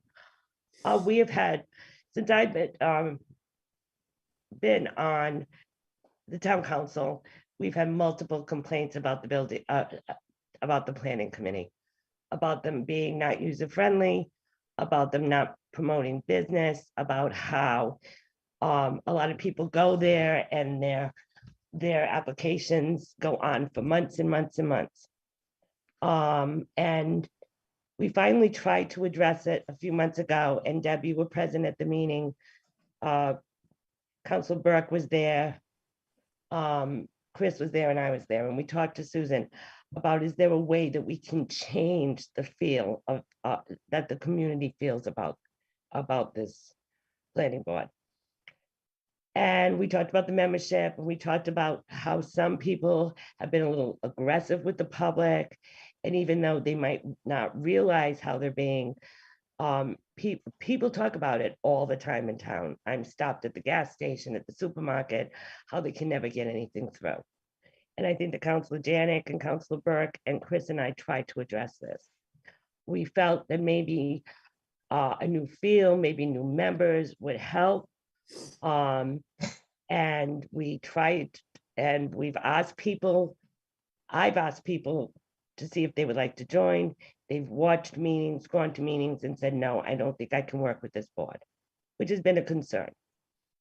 So I changed this because Susan Gill now has resigned, not officially to us, but to the board itself. We have a new person interested. And I felt that Rosemary, and I'll be honest, I've been complaints about Rosemary, one from a town employee who she was rude to during the planning board, and we talked to Susan about this. Susan was supposed to go back to her board about this, and I'm not sure she ever did. I just thought that if we did Rosemary for one year, but the other two for 2 years, and see how this board runs now, with different people not there, with new people coming aboard. And then in a year from now, decide what decisions we want to make. If you don't approve, I have no problem with this whatsoever. This was just an idea, because I have to tell you, year after year, this has been a complaint on my phone. And I know that a lot of you counselors present have asked me about this, have said your concerns from being at meetings. So I thought that this might be a solution, but by all means, this is not written in stone. And if you want to change these dates, please do. This was just something, because I've heard this year after year, I thought that this may be a solution to this right now. So by all means, please comment on this. Joe has his hand up. Councilor President, I disagree. I think you have somebody who's given over 30 years of service to the town, commendable service. I've received nothing but comments on, does Rosemary do everything right? No. Do we do everything right? No, but she tries to do what's in the best interest of the town. And I think that about 6 or 8 months ago, she was up for reappointment and this got pushed off. And I think she should have the same term as Amanda Souza, a 3-year, and the new member should be given a 1-year, just as he's only been here 6 months. We don't know if he's going to stay. I think he should be given the 1 year. And then if a year from now, he really enjoys it and wants to stay, then we look to extend his term. But I just think that, you know, it's a slap in the face to take somebody who's volunteered all these years and to just push them aside. Then we wonder why people don't want to volunteer, because they don't like the way they're being treated. You got to understand, everybody's doing this as a volunteer. So I think we should take that into consideration. And I have not received one complaint in the 6 years I've been on. All I've received is good comments about her and other members on the board. So I just feel that, you know, this is wrong, and I will make an amendment to the motion when the time comes. Thank you. Anyone else? Me. Jay Edwards? I don't disagree at all with the concept of getting new blood, and we have a new person who's applying, but he's also applying for the Harbor Commission. And we do have a council policy where, while we can appoint a person to several different boards, I am very hesitant to appoint anybody that's lived in town for 8 months, does not really know the town at all yet, will learn. And additionally, while we may not be removing Rosemary from the board, we're real short on experience on the planning board right now, and we have some big issues facing us. And I would not want to lose her service at this time. Okay, Jay, the reason why we need a planning board member to be on the Harbor Commission, and he has volunteered to do such. And we did say at one point during one of our meetings that we did not get any volunteers. And if somebody wanted to be on both, to please apply. So we welcomed this. We suggested this. So this is to fill a spot that's vacant on the Harbor Commission, because no planning board members have volunteered to be on the Harbor Commission, and they have an open spot. And the reason why I believe that he applied for both is because he knew we were looking for a member to also be on the Harbor Commission. So just to clarify that. Mike? Thank you, Madam President. That was one of the points I was going to make. The other being, and I'm just going to flip to when I moved to town 20 plus years ago, somebody had left the school committee. And so there was an opening. And at that time, it was that the council appointed, and then the position had to go up for election within 6 months. So I was here a month, I think, and I put my name in. And I've been pretty active in the town ever since. So I don't think that somebody who is newer to town can necessarily be a measure of their commitment. In fact, and this is nothing to take away from the commitment of Rosemary. Amanda and others. At the same time, it's an opportunity to have somebody who is fresh in town with a fresh set of eyes to be participating in these processes. And it still allows Rosemary and Amanda, well, to continue on for the next year. Amanda, if we would reappoint her to for the 2 years. So I think it's a win-win overall. And I'd rather have somebody who's going to play the dual role in the Harbor Commission be somebody who's in a 2-year appointment as opposed to a 1-year appointment. I just want to make, and Donna, I see you, but I feel like I need to say this. I am not disrespecting Rosemary. She will stay on. But for anyone on this board to say they've never heard that it's very hard to get anything going in this town through the planning board, well, I'm a little shocked because I hear it all the time. I have actually tried to intervene a couple of times and help people get through it.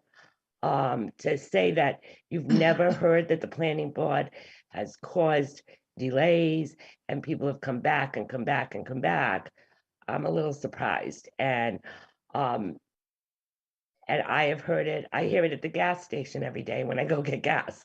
So I just don't understand how someone can say that they've never heard this.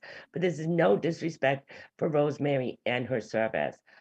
I think we do need a fresh outlook there.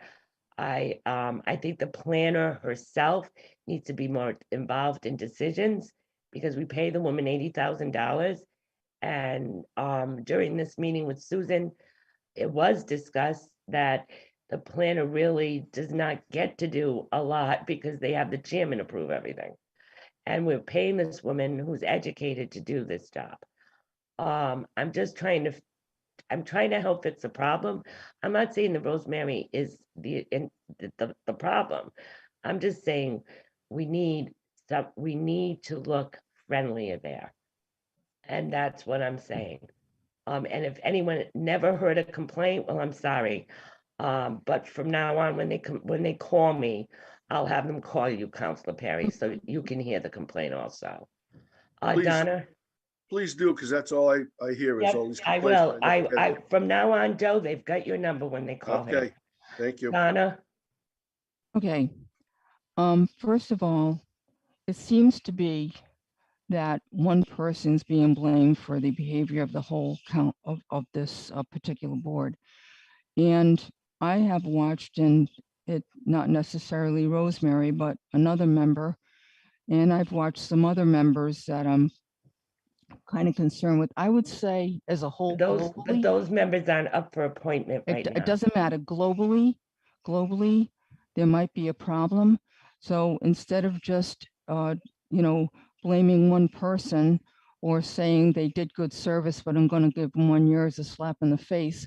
Secondly, I always feel if there is a problem that it needs to be identified and you need to speak to the person. Maybe they don't even know they're doing it. I mean, to just the behavior of, well, we just appoint them and we can just not reappoint them. They're not paid. Well, I think time is valuable, and I think giving time is a valuable commodity. And I feel that we should respect these people a little bit more. Now, I think as a whole, the whole board has a problem. Personally, I feel with making it an easier process, helping people through the process so that they're not paying extra for lawyers and coming back and back. Yes, I do know there's a problem, but it's not just a one-person problem. So globally, maybe something needs to be said that the whole board will be watched, and we want it to be an easier process. What that is, that needs to be identified, what the problems are. I don't know exactly what the problems are, but if people are complaining, there must be a couple of one problem that over and over again is mentioned. So that needs to be identified and fixed. So the other thing is that this whole timing of the reappointments is all off, even though you looked at it carefully, Denise, and I'm sure you did. But I'm looking at this one and it's like, I've got 4 people that are up for reappointment in in this year. And it's supposed to be 333. And when you move it around, and we just had Susan Gill resign, and then we have a vacant seat for 23, and then we have Christine Shea. Okay, if you put Rosemary in that, you're now going to have 4 people that are going to be up for reappointment in 23. So this is all messed up.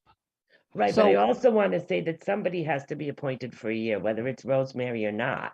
Someone Well- has to be appointed for a year because that's the appointment that's up, is Well, that 1 year. So it's I'm not, not for doing this to Rosemary because I think it's a global problem. It's not it can't just be one person. And if people are voting because she's voting a certain way, then shame on them. They're supposed to be voting how they feel about something and their knowledge.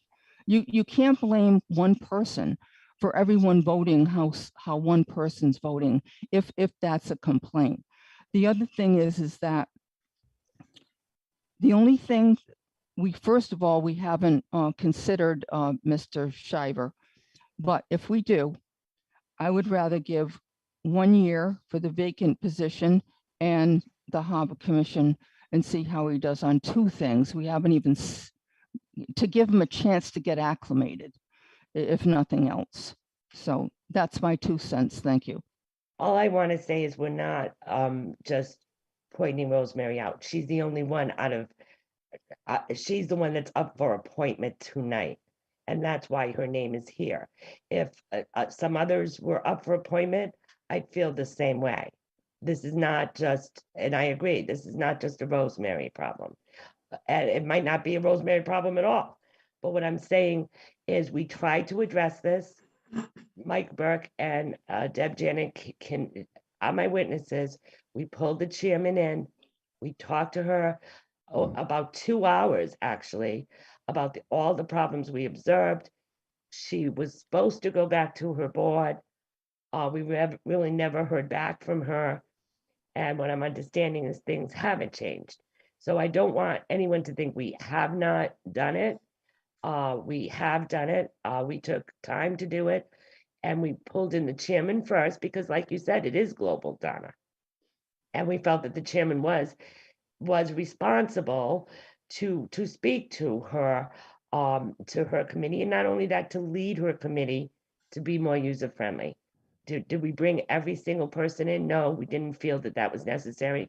We brought the chairman, who had a long experience with this committee, and we thought coming from her and the changes coming from her would help. So we did address this, and we spent a lot of time addressing this. And the planner was also in the room, and she also gave her comments on what she thought was going on there. So I don't want anyone to think that this is something that was just decided overnight. And I also don't want anybody to think I'm just pinpointing Rosemary. She is the only one that's up for appointments. And if there was other people up for appointments, I would have the same comments. And that's why, and I'm not blaming Rosemary. I'm just saying she's the one that's up for appointment tonight. Well, eight months yeah. later.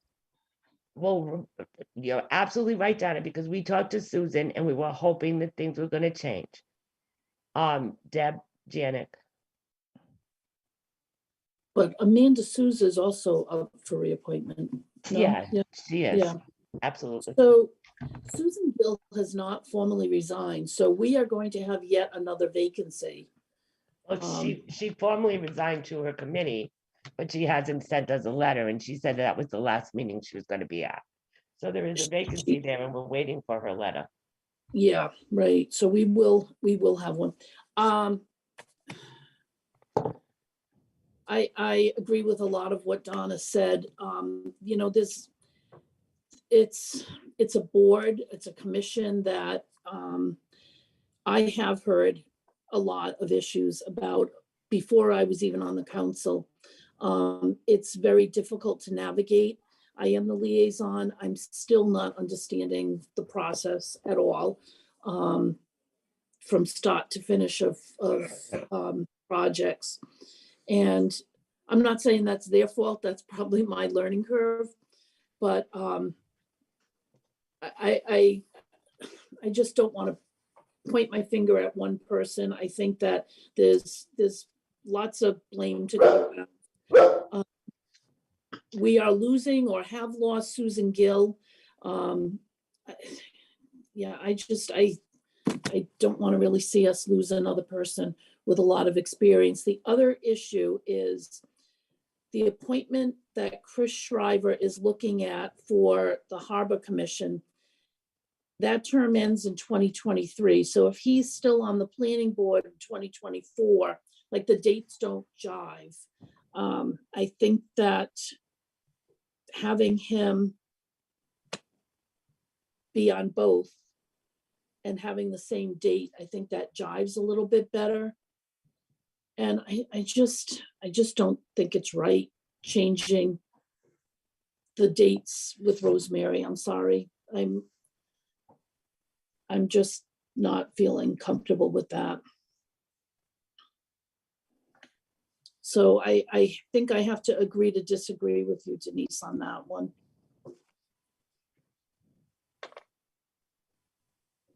Oh, did we lose Denise?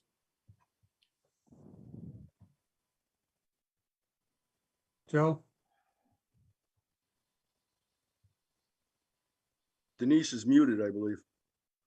Yeah, she might be with the dog. Oh, no, there she I'm is. really sorry.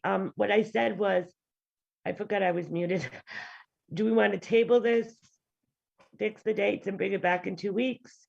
Do we want to do the interviews? It's your pleasure. Joe, you have your hand up. Yeah, Madam President, point of information, there is, Amanda Souza is also up for a reappointment, so why wouldn't she have gotten the 1 year? And number two, if the head of the planning board or anyone has references to make about somebody, they should make it to the council saying, I have a problem with this person, or I don't, or they recommend, just like when somebody is recommended for a pay raise, their boss usually recommends them to their higher authority. I think that if that's the way the Susan planning didn't board- have a problem. Susan did not have a problem. No, I thought you said We head of met the- with Susan, just like we met with the Harbor Commission with their It's Jennifer, liaison. Denise. He means Jennifer. Jennifer. I mean, Jennifer, if she has, she should say she doesn't Well, she recommend. has talked to Chris. Okay. She has talked to Chris. 'Cause The that's other her- thing, her boss. the other question I have is for Mike Marcello. Can we have Mr. Shriver down as a request for appointment? Can we amend that motion to say only 1 year? Or do you have to go by what the agenda is for Oh, yeah. tonight? You can certainly, I mean, there are 3 slots, so you can put them in any of the slots that are there. All right, so we could actually vote on this and amend these tonight rather than wait till the next meeting. That's what I said originally. I said, this is not written in stone. Okay. You know, I'm And- you know, and I'm one other- gonna have to tell all of you that I'm a little surprised at what's being said by some of you here, because you have called me and you've discussed the planning board problems with me. And you're making me look like the villain here, and I'm not the villain. I'm trying to take care of a problem as the town council president as I see it. But you're making me look like the bad guy when I am getting absolute complaints from some of you. Okay, Madam President, one other thing I have is Mr. Shriver put down that he was on the board as of 2:30 this afternoon. My information is that he was, there was no documentation showing that he was on that board. Could he have just been attending the meetings and not been a board member? On Because what board? On what board, Joe? the one that down the Cape, I believe it is, let me see what I can find here. Cape May, New Jersey, and that he was a member of the commission. And as of 2:30 this afternoon, my informant said that they had no documentation of him being on that committee. So I'm wondering, did he just attend the meetings? Is that what he was saying, that he used to attend the meetings? I think that's a question for him. Okay. Thank you. Mike, A couple of things. One is, yes, I was at the meeting with Susan and others that Denise mentioned, and yes, we discussed the significant problems that have kind of been in the mix with that committee of barriers to not to approving things, but barriers to processes being done in a way that, as Donna pointed out, don't add unnecessary cost to those coming before the planning board. I've watched where there have been an approach to people presenting that was a negative approach. Okay. And you're right, Donna, it's not just one person, and I think Rosemary has done a really good job in many ways. And I think Susan has done a very good job in many ways. I think we also need to all recognize, yes, I appreciate all of our volunteers. At the same time, nobody is locked into a position. Nobody owns a position. Just like we don't own our positions on the council. They're owned by the people. So if we run and we don't get elected again, that's because we lost the election. And there are times when it is good to try to change over a body. And I reiterate what I said before about thinking that my belief that the new blood is important. I do think because at least two of them are here. I see Mr. Shriver and Rosemary here. We should at least have them speak to us tonight. And I don't see Amanda. We'll have a question for Amanda because on her application for the Solar Ordinance Committee, not an application, in trying to set up meetings, she had mentioned the lateness. The original meeting that Jay was trying to set up was at 7 o'clock, and she had mentioned how late that is as a business owner. Planning board runs late. Planning board has long hours. So that would be a question I have in that regard as well. So Madam President, I just think we should probably let us hear from those two folks.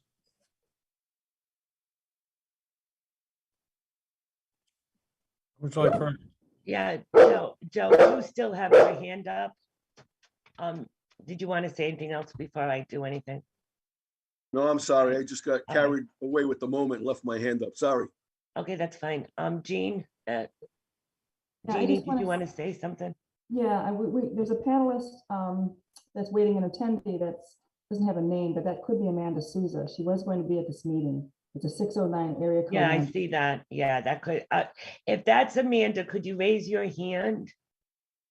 That's a New Jersey area code, so I'm wondering if it's either somebody with Chris or maybe he's in both on the computer and on by phone.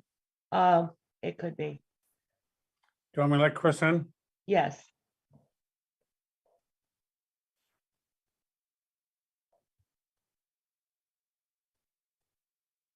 Welcome, Chris. Chris, are you there?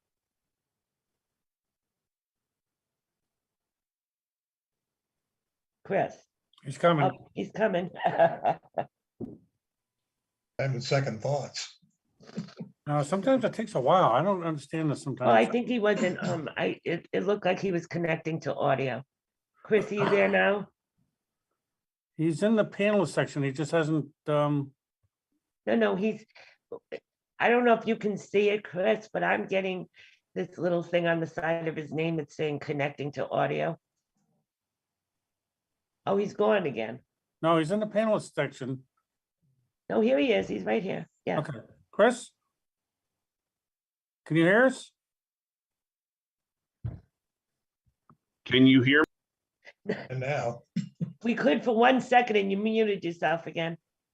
There he goes. Chris, are you there? How about now, folks? Yeah, perfect. I Can you also hear me? want to know, is the 609 number just disappeared? All right, I shut my phone off. Can you hear me? Oh, yes, we can hear you now. Okay. All right, sorry about that. I was just trying to navigate around this thing here. So, Okay, I heard your almost all the discussions throughout the evening, so and also the most recent topic about myself. So please feel free to ask any questions and let's talk. All right, so tell us a little bit about yourself. Okay, so Chris Shriver, and it is accurate. I just bought a house recently in Tiverton, but I've lived in the Bristol Tiverton area now for about 9 years. I work for Atlantic Cape Fisheries, Galilean Seafoods out of Bristol on Broad Common Road at the surf clam operation. I'm the general manager. I manage anywhere from 90 to 120 people dealing with situations, throughout the day. We have multiple, let me stop for a second. The reason I got involved with the Harbor Commission was I requested that is because I'm definitely involved with boat transportation, frontage, dockage, spoils, dredging, things like that. I'm a big fan and a big advocate of maintaining business on the waterfront. I'm very proactive in Bristol Harbor, back down in Cape May Harbor, and I see what's going on in Warren, and I'd like to learn more about Tiverton and what's going on here. I have multiple reasons for wanting to get involved in the board. One, yes, I am a new resident in Tiverton. I'd like to get to know my neighbors. I'd like to understand what's going on in town, and I like to participate. Another reason is that I have many years of experience, and I heard the name Cape May, but you should be looking for my past in West Cape May. That's where I sat on the Planning Zoning Board. That's where I worked with the Environmental Commission, and I was on that for well over a decade. If you reach out to the current mayor, Carol Sabo, she would be one to vouch for me down there. We have dockage. One of the parts of my business is I have dockage down in Cape May, Point Pleasant, and also in Fairhaven. And the waterfront is definitely very vital to my business that I'm involved with, and it's very important to me. How I got involved with this is I saw the opportunity to join the Tiverton Harbor Commission, and I wanted to do that. Like I said, I wanted to get to know who my neighbors are, and I would like to participate and share my background with everyone as well. And I also don't want to be that neighbor who complains and does nothing about it. So I really like to have an opportunity to speak to you guys more about this and about my background. And if you have any questions, just please feel free to ask. I think that's probably the best thing to go with.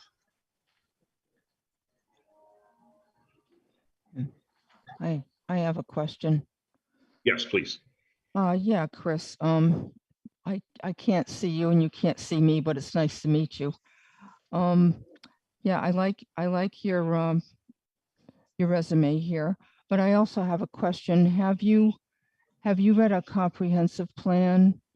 Have you read the charter of what your responsibilities would be in both the planning? I have not read it in length. I've reviewed the policies and procedures, and I went through the Tiverton.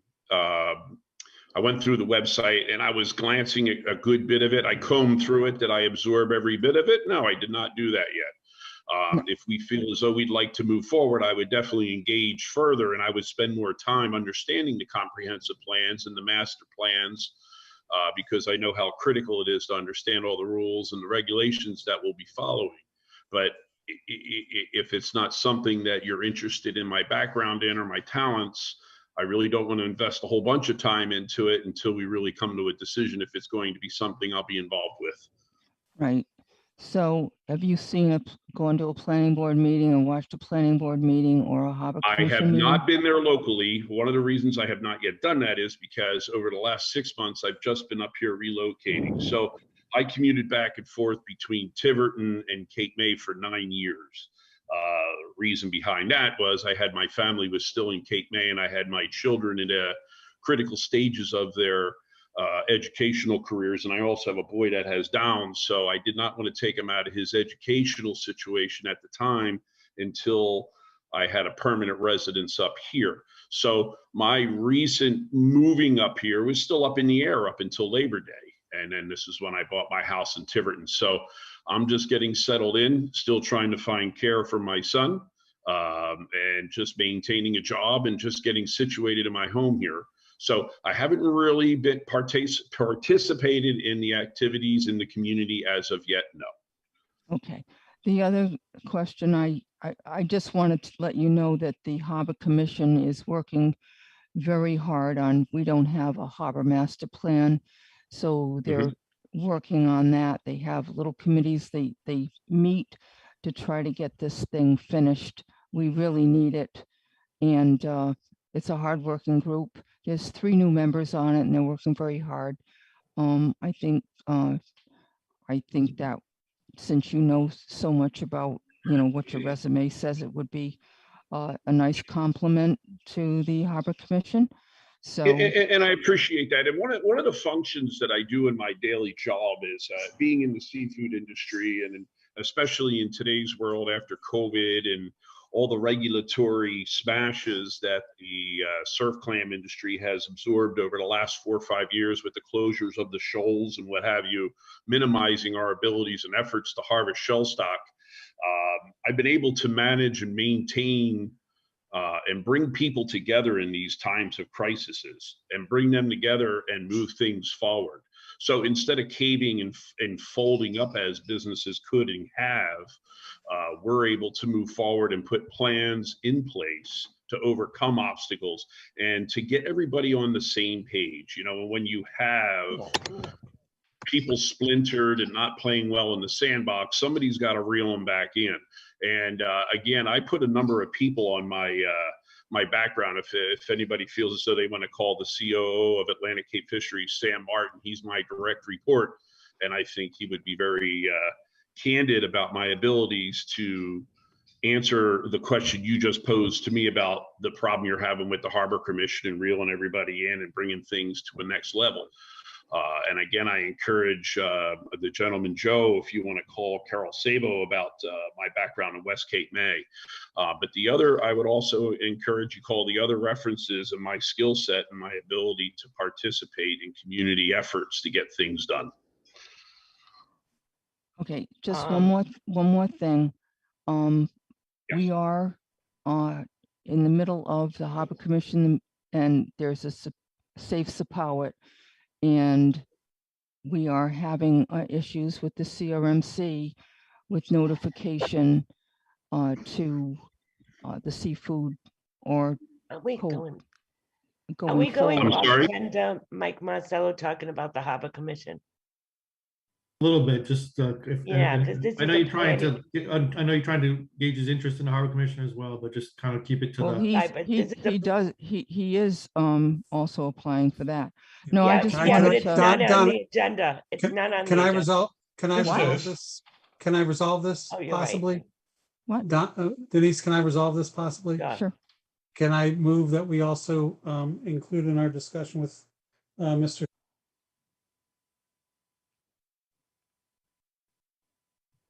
What Mike, happened?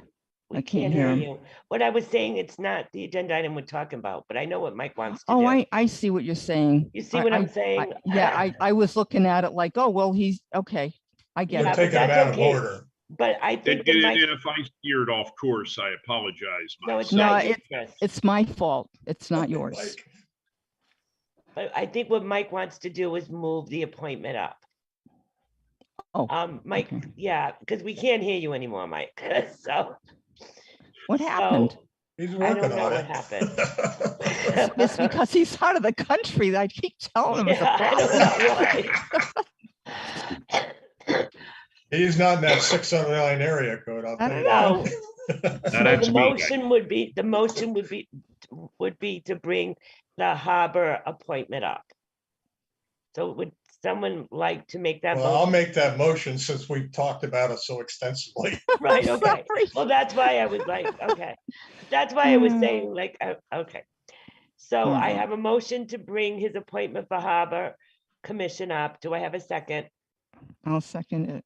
Okay, so motion was made by Councilor Edwards, second by Councilor Cook.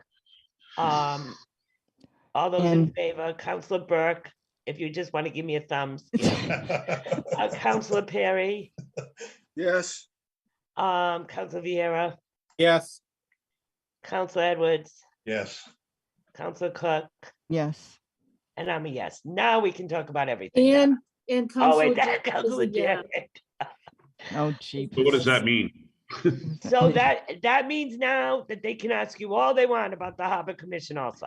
Yeah, I was, But, yeah, okay. I messed it up. I messed it up. Yeah, it's okay. It's okay. Chris. I am done. He'll find out about that stuff when, if and when he gets on the Harbor Commission, but Be well. I'm all set. Right, Thank you.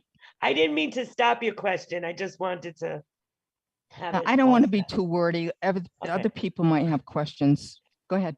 Councilor Burke has his hand up, but I think he. No, I do. Oh, Can you there he hear is. No, in thank you. town. Well, sort of, at least. Chris, thank you for putting your application in for both of these. And I want to be clear, when the committee that we were talking about for a long time was the planning board, not the Harbor Commission, in terms of the challenging items. But yeah, your resume, your information looks great. I don't think I spent much time in Cape May. I spent a lot of time as a kid in Atlantic City, not gambling. It was before the casinos.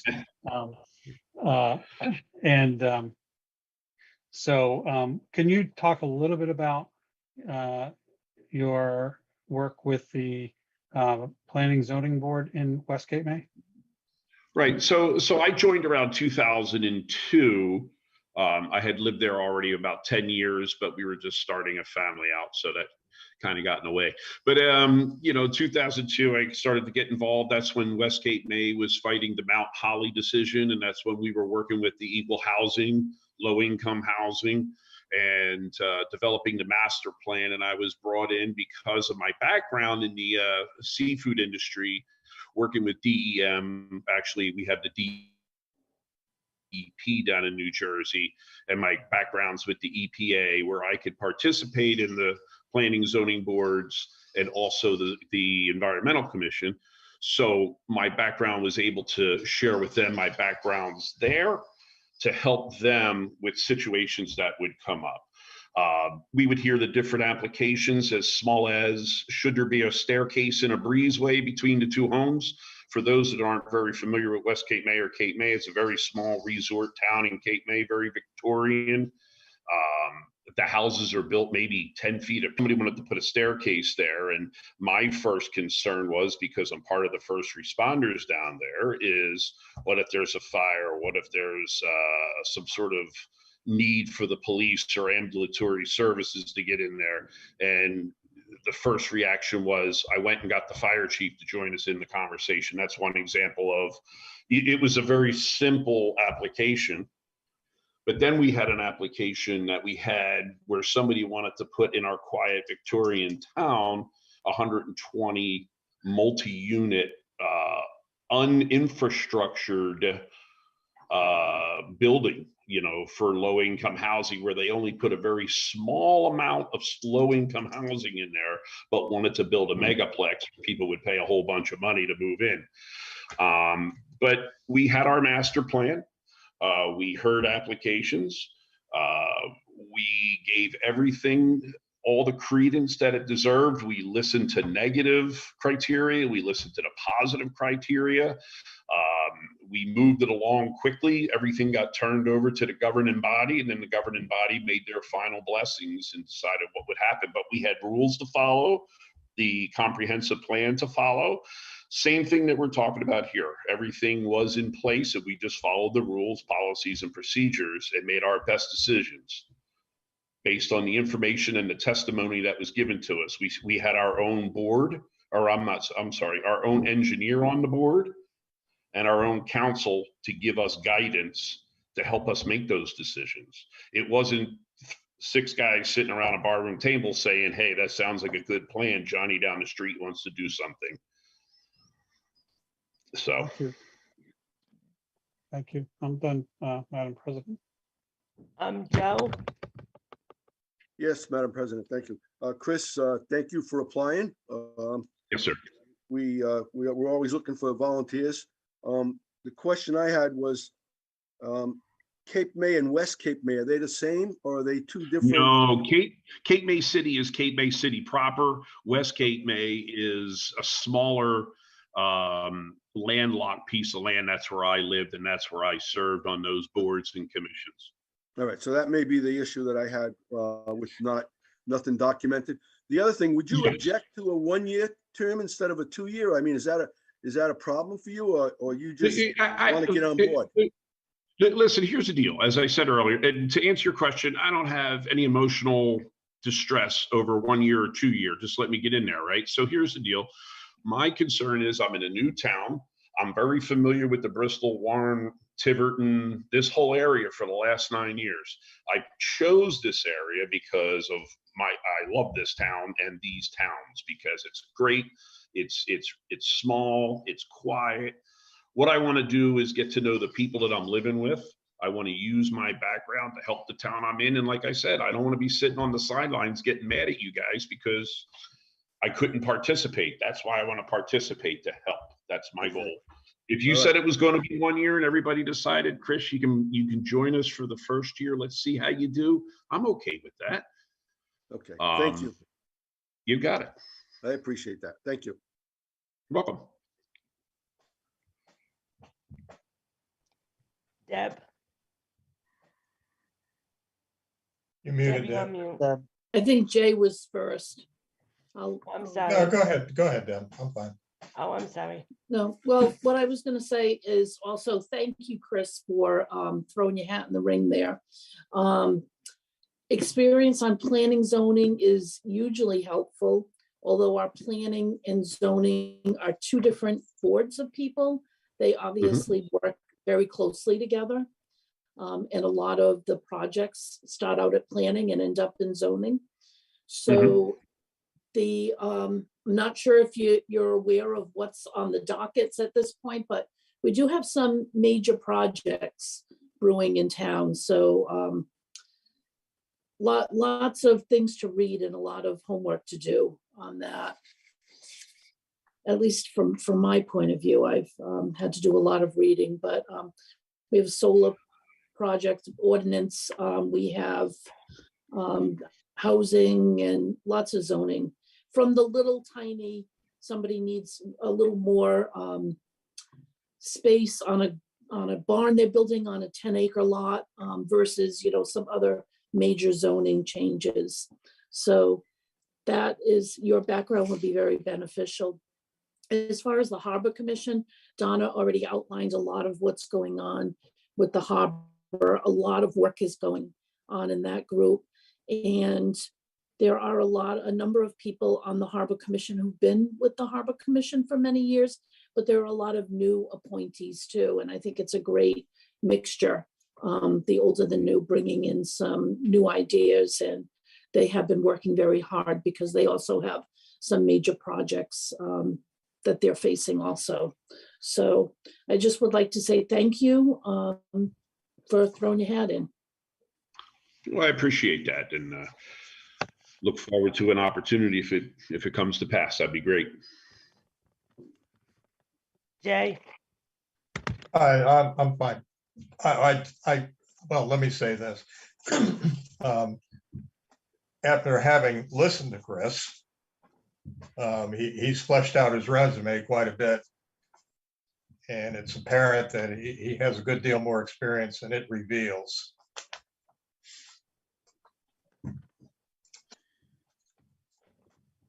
All right. Anyone else? Denise, I'm just going to say thank you to Mr. Schreiber for your time. Obviously, I believe you're qualified for both positions. You do sound like a busy man. And while I think time management is probably not an issue for you based on your qualifications, you are engaging in 2 boards and commissions here who do meet, at least a couple of times, if not 3 or 4 times a month. So I probably would endorse a 1 year, the 2023 term ending, not only for us, but for you also. And then we'll talk again next year. Okay, very good. Anyone else? Thank you, Chris. We You're may quite or may welcome, not be everybody. appoint- We may or may Huh? not be appointing tonight at all. Depends on whether the council chooses to waive our policy for appointment tonight. But if you want to stay on and stay tuned, I'm going to interview Rosemary now. Okay. Okay, well, I would just ask you to just send me an email and let me know what your decisions are, and then let me know the next steps and where I need to be and when. Okay, thank you, Chris. All right, well, thank you, everybody. It was a pleasure meeting you. You want to bring Rosemary in? Chris?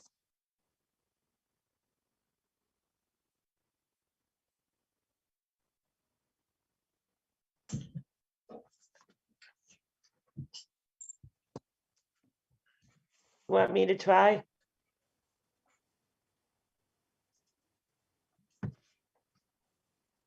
I just brought her in. Okay, I think you're not the administrator. I think I am. I don't know. Because I brought, yeah, I don't know either. It's not the first time. I've Maybe he ever made called you it. the host and not the co-host. Yeah, I think that's what he did, because I can bring everybody in. Hi, Rosemary. I don't know where she is. Well, Rosemary, did you put your audio on? She's in as a panelist. She I is? got her here as a panelist, but can anybody hear her? Is she mute? Denise, you should be able to click on the three little Yeah, I boxes did. and ask her. Oh, did you? Yeah, I just asked her to unmute. Yeah, but her microphone isn't showing as, oh, there, now you can see her microphone. Now she can unmute. All right. Rosemary, Rosemary? you're on mute right now. Oh my God, we're having such technical difficulty tonight. This is the last meeting we're doing this, by the way. Thank God. Yeah, because I can't, oh, now So- what happened? Uh-oh. Rosemary's muted now. Does that mean next Monday we'll be live? Yes. Yep. I lost Rosemary. Oh, there she is. Oh, she's there. Rosemary, can you talk? I'm here, but I don't have a Yeah. camera. My Oh, camera no, it's doesn't. perfect, Rosemary. We can hear you. Hear you. Don't do anything else. You're here. No, I'm not going to talk. I would You're like to thank the people that said such nice things about me. And All I'm, right. Denise, you have never spoken with me. Talk is cheap. Rosemary, I will speak to you because this wasn't a thing. I think I explained myself, but that's fine. And I think my application explains me too. Okay, does anyone have any questions for Rosemary?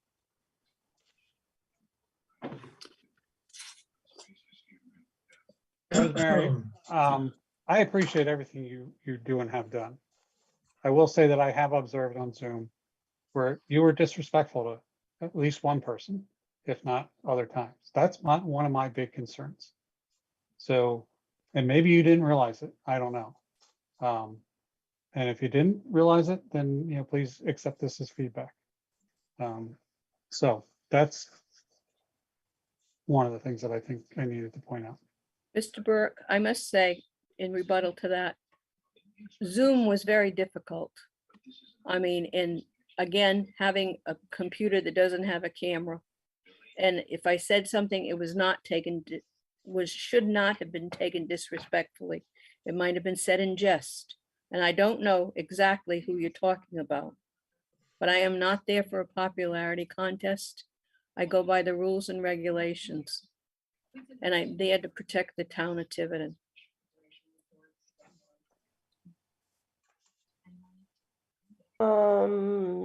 Joe. Yes, Madam President, thank you. Good evening, Rosemary. Good Rosemary, evening, Joe. I don't know if you recall, but there was one issue that took place that I did discuss with you, and you assured me you were unaware of it, and it was during a Zoom meeting, and you were very apologetic, and I commend you for that because I know I'm almost guaranteed that you didn't realize you did it after discussing it with you. And I want to thank you for that. And I understand you did reach out and apologize to that individual also. So thank you, Rosemary. Thank you, Joe. Deb. And I would just like to say I'm new liaison to this committee, and it's a long, very long learning curve for me. I find the planning board to be challenging. I think that there's definitely a lot that can be done to help the people who go before the planning board.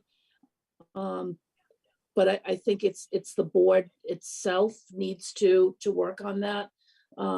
Rosemary's put a lot of years into this and has a lot of knowledge, and I think her knowledge is very valuable for the rules and the ordinances and the steps that need to occur for people going before them. So. Thank you, Deb.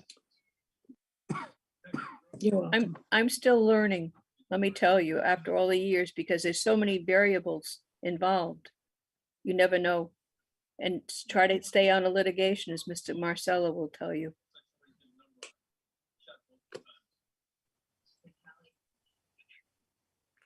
Yeah, Rosemary, this is Donna.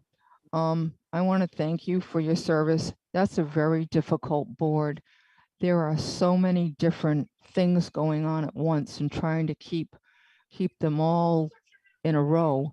And then you all have timing that you have to be very conscious of also, because if you miss the timing clock, or this, I guess it's called a time clock, it happens.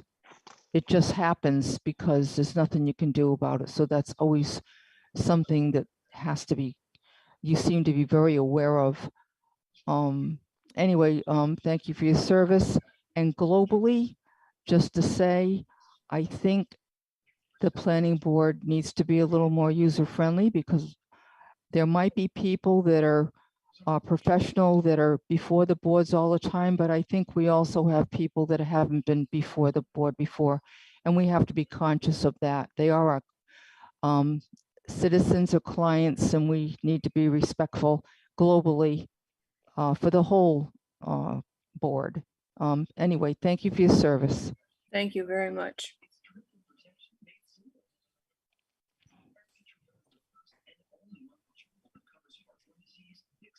Any other questions? Jay has his hand up. No, I didn't. I just was going to make the comment that I'm also one of the liaisons to the planning board. And when I started, what I knew about the planning board, you could probably put in a thimble. I'm learning it. It's hard. It is a very tough board, and so is the zoning board. It's easy to make mistakes. It's easy to offend people because, quite frankly, people go in there and in a lot of cases, they expect to hear things, and then when they don't, it doesn't go quite the way they hoped it would. They're going to get upset. And I think it's the job of the planning board. You're not going to prevent all of that, but they should maybe make a little extra effort to grease the skids a little bit to sort of steer people in the right direction, make sure they actually get all their ducks in a row and help them to do that. And I think Rosemary's got enough experience to help with that effort. And we certainly need her on this board because we're very short of experience. Thank you very much, Jay. Wow. Denise, can I ask a question? Go right ahead, Bill. Hi, Miss Eva. My name is Bill. This is my first time meeting you. Thank you for being here tonight. Can you tell me why you like the planning board and why you like to continue on the planning board? Thank I you. try to introduce myself the night that I went up to you. It was, I think it was the first live meeting we had before we had to go back into Zoom. And, but here I am. I have lived in this town all my life. I love my community. I have, excuse me, I have been on the boards for many years, and we really need an understanding of the comprehensive community plan. It's our master plan, what the town looks like. We need the ordinances that go along with it, and to enforce them. And some of the criticism that the board has received, not being user-friendly, is uncalled for at times, because what happens is if we don't get a package, some nights we're there, we have nothing in front of us, and we find a lot of errors, and I'm sure it comes across improperly, but the planning board turns out to be the bad guy in the eyes of the applicant. But I'm there, and I've been taken back tonight by criticism, which is uncalled for. And I wish I could talk to you a little more, but my filter has to go on. Thank you.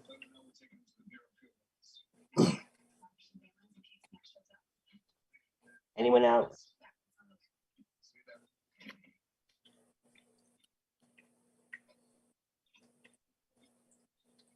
All right, thank you, Rosemary.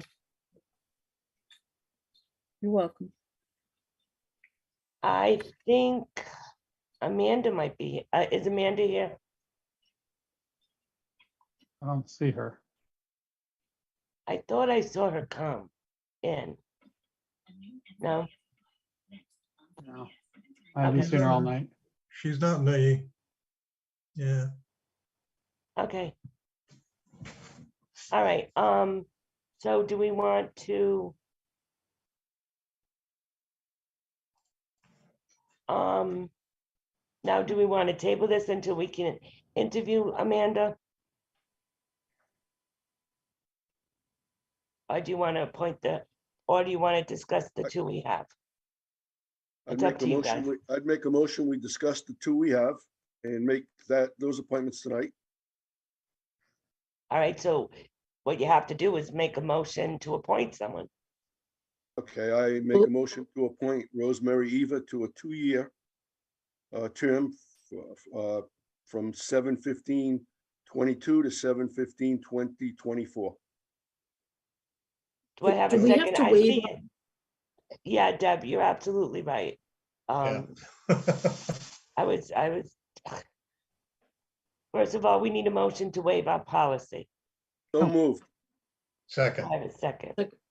Now we have a motion from Joe. Do we have a second? I'll Second. second. Well, Denise, we have to vote first on the motion to waive. Yeah. Mhm. Do we, all right, so the motion is to waive the policy. Bill, Yes. Mike, Yes. Deb, Yes, Jay, Yes. Joe, Yes, Donna, Yes, and I'm a yes. Now we have Joe's motion. Do I have a second? Okay, what was I'll Joe's second. motion again?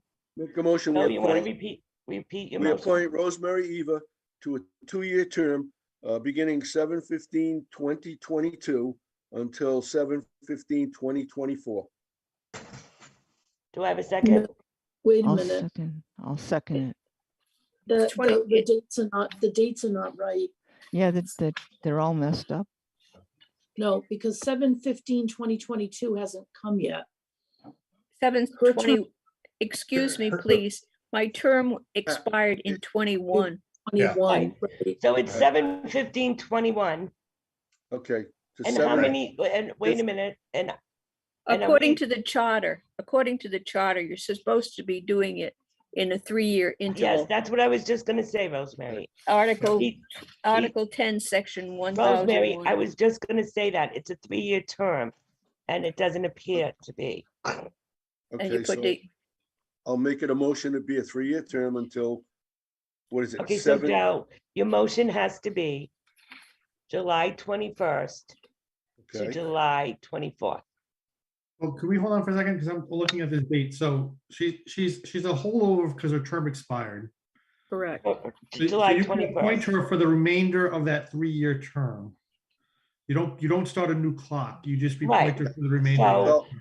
So I'll So make a term motion, we appoint her, expired in- for the we appoint her Could for the somebody remainder of please the let me term. talk for a minute?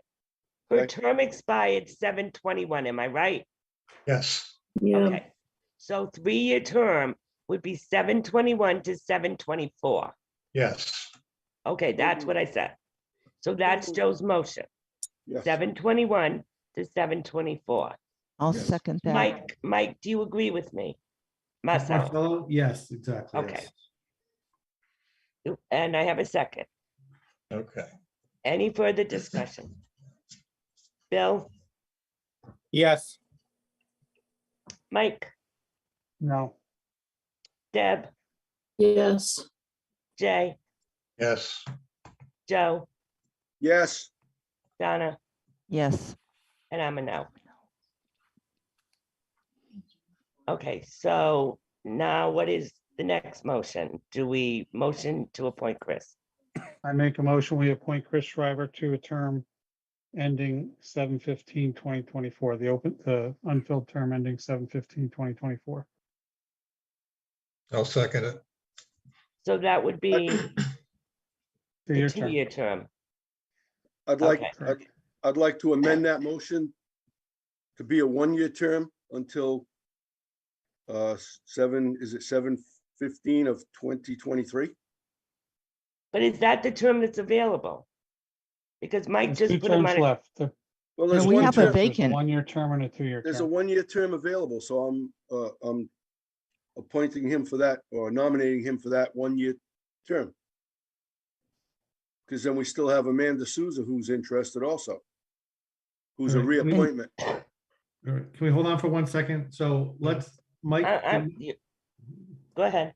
I'm sorry, Mike Burke, what was your motion again, Mike? My motion was to have him complete the term that ends on 7/15/2024. Right, was that seconded by anybody? Yes, Jay seconded it. All right, so let's do this. Let's vote on that. If it fails, then I think we can amend it. We can then appoint him for another slot. It gets very confusing, Joe, when you try to amend a term like that. Like, I Right. don't, They're not 1-year terms, they're ending of terms that exist. right. So what is Mike's?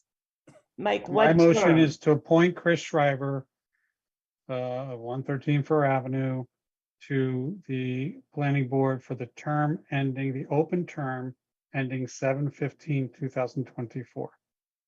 So that's for 2 years. Yes, The Technically, remainder of 2 years, correct? the remainder of 2.5 almost, or 2 and. Right. So is that Amanda's term? I'm confused. But Amanda- that's One of the- Amanda. Yes, there were two Folks, unexpired wait a minute, vacancies. wait a minute. Nobody owns their terms. Right, I just don't. wanna, no, I just wanna make that clear.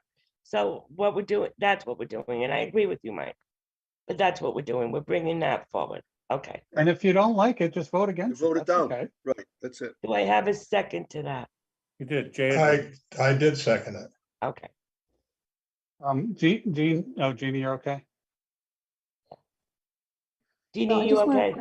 to say for the Yeah, for the record, Amanda Souza's term was the unexpired term, as was Rosemary Eva's. Both expire July 2021. The vacant Right. term, the seat that was vacant expired July So it's 2023. till the 24th. Okay, No, the vacant's the 23rd. 23. They're all Me too. vacant. they're all vacant. Right. Okay, so, that's the motion. Does everyone understand it? Mhm. Okay. Council Vieira, no, Council Burke, Yes. Council Janik, no, Council Edwards, Yes, Council Perry, No, Council Cook, No, and I'm a yes. Okay, the next motion. so Madam President, I'll make a motion that we appoint Chris Shriver to a 1-year term. Ending, I guess, 7/15 of 23. Is that what it would be? It would be Yeah. the vacant term ended 7/23. So it's not, just so we're clear, it's not a 1-year term, it's to fill the the vacant. remaining The remaining. The remaining time, okay. Right, all right, yeah. A second. Okay, so I have a second from Bill. Any further discussion? Bill, Yes. Mike? I can't hear you. Oh, that's because he's overseas. Yeah, he's gone again, Donna. He took a Thumbs jump up, on- Mike. Thumbs up. There you go. Okay, up or down, yes. Okay, Jay? So Yes. Mike's a yes, if Jeannie didn't see that. Yes, I'm a yes. Jay, Yes. Joe, Yes, Donna, Yes, Deb, Yes, and I'm a yes. Can I just test, are you hearing me now? yeah, I can hear you. Okay. Denise, before we go any further with these, I want to make a recommendation.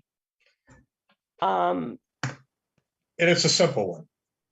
is that all right, Mike Marcello? I mean, we're Well, it going depends on. what it with you. is. Let's see what, let's see. what Well, you got. it's related to the job at hand. So if any of you have looked at the new town website, Joan has revamped the boards and committee memberships, and they're now listed with a number next to them. 1, 2, 3, 4, 5, 6, 7. I would highly recommend it in the future when we put these things that we want to, fill, we put that number in there so we'll all know what it is. I have a copy of it in front of me, so. You know what I'm helps me talking out. about, Donna? Yeah, I have a copy of it, so I know what the Yeah. heck's going on. So, the unexpired term we're dealing with is number 5. That kind of thing. It sort of defines it better. Yep. Just a thought. Okay. Again, I want to check to make sure everybody can hear me. Yep. Yes? Yeah. Okay. I don't know what the problem is tonight, but Denise had to leave to take care of her dog. Rosemary, thank you for joining us. I'm going to move on. Thank you, to- Mike. And Thanks, Rosemary. congratulations. thanks, Rosemary. Chris. Thank you. Bill, Can we make a motion to table Amanda Souza to the next meeting regarding her reappointment? is there a second? yeah, second, Any discussion? Okay, all those in favor? Yeah, Bill, Yes? Jay, Yes. Deb, Yes, Joe, yes, Donna, Yes, and I'm a no. I think we could do that tonight, but that's okay. Moving on to Harbor Commission, we've already heard from Chris Schreiber, so I'll entertain any motion. I'll make a motion to motion. waive. Go ahead, Donna. I'm sorry. That's all No, right. that's good. Go ahead, Donna. I'll make a motion to appoint Chris Schreiber to the Harbor Commission for the term ending 7/15/2023 for a one-year term. Do we have to waive our motion for our policy first? Yes. Oh, we have to waive it again? You have to Okay, waive it again? I just assumed so. All right. Hold on to that thought. Okay. And Donna, I'm just gonna modify your motion when we get to it, because you don't have to say to a one-year term, it's just to the term ending on the date 7/15/2023. Okay. I'll make a so- motion, we waive our normal policy. Okay, Joe waves. Second. I have a second. Bill, I'll see your hand. Bill second. Any discussion? Bill, go ahead. Yes? Jay? Say that again, Jay. I didn't say anything. Somebody okay. said something. Yes. Deb, Yes, Joe, Yes, Donna, Yes. and I'm a yes. So now Donna, you have a Yeah, I'll motion just before say us to, yeah. go ahead. I'll remake the motion that we appoint Chris Schreiber to the Harbor Commission for the remainder of the term ending in 7/15/2023. And Deb, Second. you seconded that? Okay. yes, Any discussion? Hearing none. Bill, Yes. Jay, Yes. Deb, Yes. Joe, Yes, Donna, Yes. and I'm a yes. Okay. Moving on, Board of Licensing, discussion and Will possible vote someone of each. email him because he asked to be emailed? Jeannie will email him. Jeannie will email him. Thank you, Jeannie. Moving on to item 9, Board of Licensing, discussion and possible vote of each license application. The only one before us was continued from 2022 for Michael J. Roderick, 264 Bulgarmarsh Road, requesting special event permit for the annual Courtney Roderick Run for Recovery 5K Run Walk event, July 23, 2022. Rain date July 24, 2022, from 8 to 11 a.m. Start and finish at Grinnell's Beach. Just quick question before we go further. Chris, are you now the administrator? I am trying to let him in. Okay. Which one? There's 3 of them. The one with the hand. That's the problem. I don't always want to pick. Well, he was just Yeah, here a try- second try the- ago. Yeah. Try the top one. Oh, there he is. Here There he he is. Okay. So, Mr. Roderick, if you have another device on with the microphone on, it's going to echo like that. Oh, wait a minute. Let me see. Oh, Try that. sci-fi. That better? You want to try again? That's much Yeah, better. that's better. Thank you. Can you Thank hear you. me? So, yes, we can hear you. So, I can't hear you guys. you can't hear us. So it's got to be on your computer. Yeah. Check your, Can you hear me? Yep. Yes, we can hear you. I can't hear anybody. So, so I want to he needs to, check your settings here. it's gonna be, If you can see that. I think Can if he you hits type in- F1, I don't know. I'm seeing this beautiful hall with statues and Can anybody hear me? Yeah, now, yeah, we can hear you. You're let's see all, if I- Let's see if I can do a chat.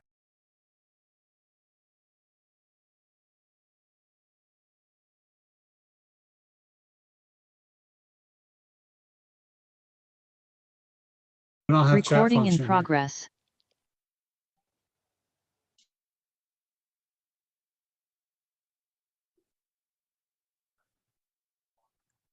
Oh, Okay, I everybody's moving. think I'm back now. So can you hear us now, Mr. Roderick? okay. No.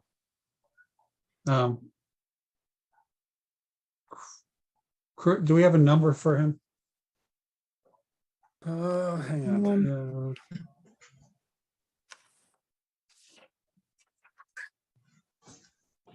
It should be on the form. I just don't have. Can you hear For me? who? Can you hear us, Mr. Roderick? I don't see a phone number. No, It's he doesn't blanked have out. a phone number on here. No, it's covered over.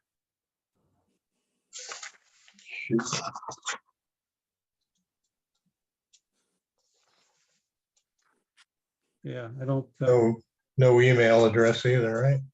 No, he looks like he intentionally covered over that stuff, or somebody did anyway.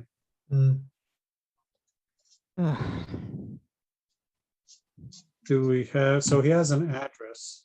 Let me see if I can. But it's not going to pop up a cell phone number. Jeannie, you don't have anything on him, do you?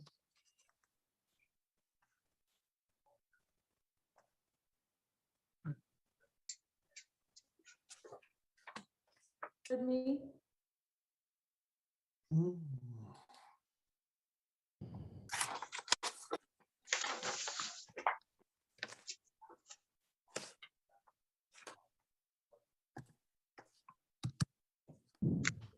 Can you hear us yet, Mr. Roderick?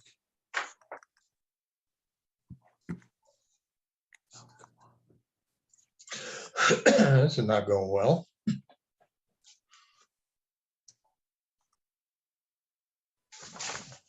No phone number here.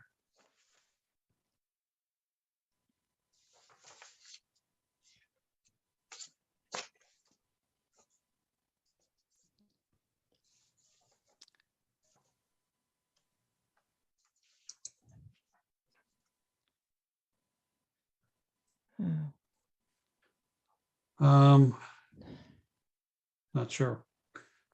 Why don't we, Chris, I don't know if anybody can try to help him. Is there anybody? All right, Jeannie, you don't have anything on your paperwork on a phone number? Because I don't I'm have sorry, anybody what was that? A phone number for Mr. Roderick. you know what? It should be on our hard copy back up here. Let me look. Yeah, it's covered over. I have redacted. Let's look here. Let me see if it was on last month's. Yeah, it's redacted. Yeah, I don't have that Yeah, one it from might last not have month. been redacted out of Yeah. last month's backup. Does anybody have their packet from last month? I can Let me look find and it. see in my table file. Hang on. Mr. Roderick, can you hear us? I can find it online. Mr. Roderick, can you hear us? Yeah, I tried online. I couldn't get it. Can't hear anybody. But you might be better than me. Mr. Roderick, can you hear us? Yeah, I can find it, Mike. Yeah, okay.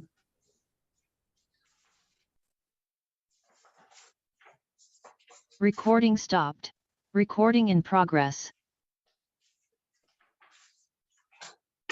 Mr. Roderick, can you hear us yet? Can't hear anything. Yeah, when we're doing it this way, we can't chat, so. He can't hear us at all? Just call my office number. He can't hear us I know. to do that. And I can't figure out a way to chat with him. No, there is no way to chat.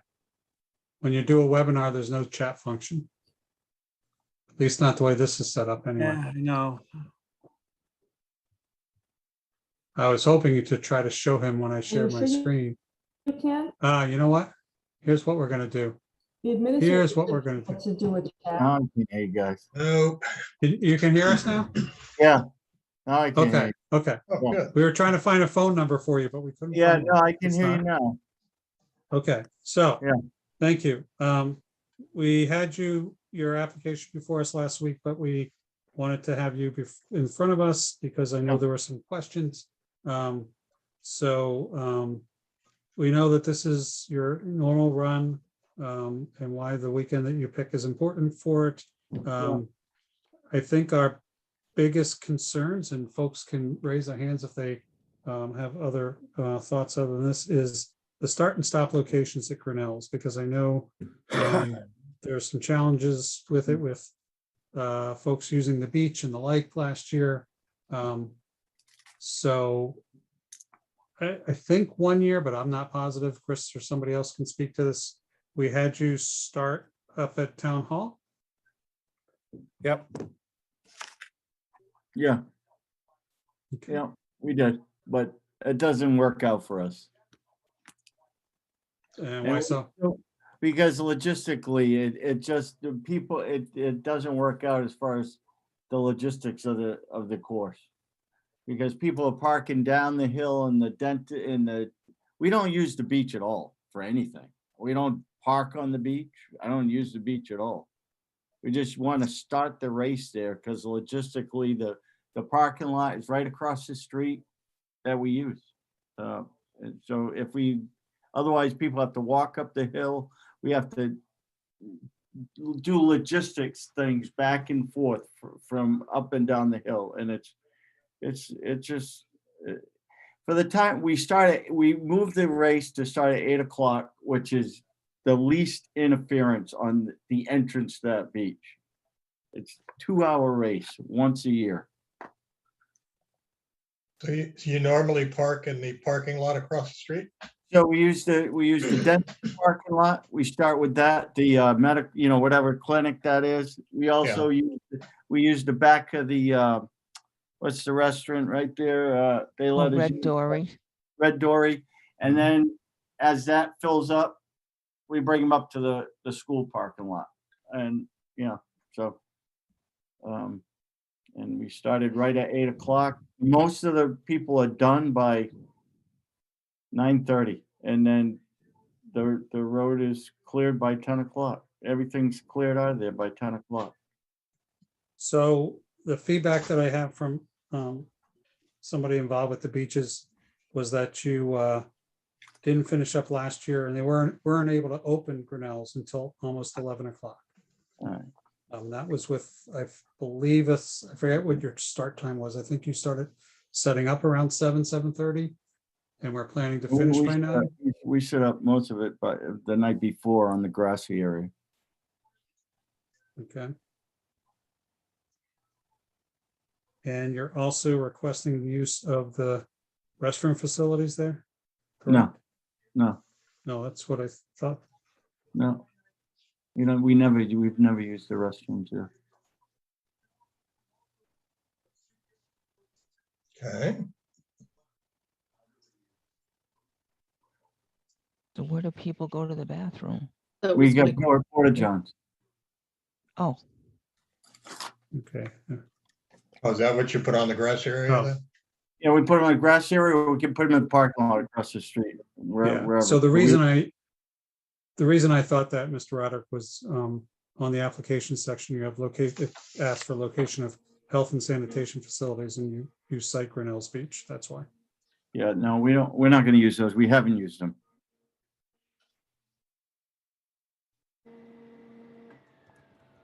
So if we were to move you, start and stop up at Town Hall, that would not I don't work for you want at to do all? that. I don't want to do it up there. I want to start right there. Okay, well, that may or may not be an option, Joe. Well, it's once a year, and we're doing it for a great Okay, cause. sir, A big sir, we're effort. not questioning your cause. We're not questioning your cause. We have had feedback Yeah. about some challenges Once a in year, using that area. 2 hours. Okay, Joe?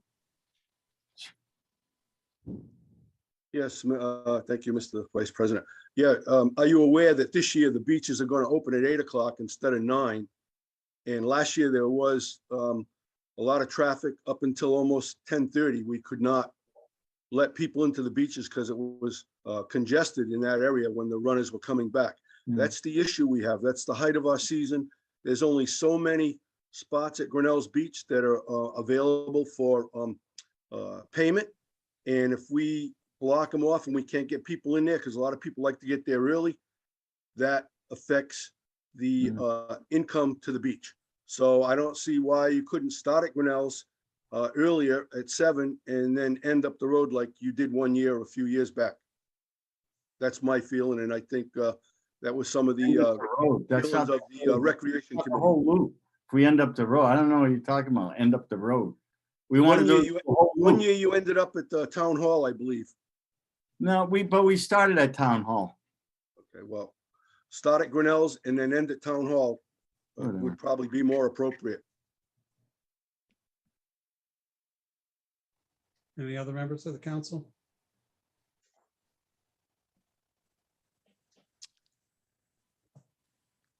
I just think it's a worthy cause. I just want it to work out for everyone, and the congestion at the Grinnell's Beach.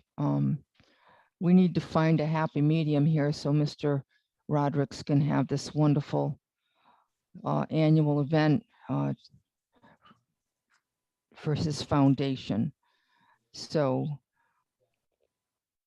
he wants to start at Grinnell's, and would it be better for him to end at Fort Barton so it wouldn't be such a hill? But there must be a logistics problem for him, because it looks like he's tried it and it didn't work out very well. So how do we find a happy medium for this event so that he can have it? Would it be Donna, possible? when you say end at Fort Barton, Donna, you mean the school or Fort Barton up by town hall? The school. The school, okay. Yeah. Joe? Yeah, would it be feasible to end in the parking lot across the street rather than at Grinnell's? Is that feasible? I mean, the loop is the loop. It's the whole loop. It's a it's a 5K run. It's a 3-mile run.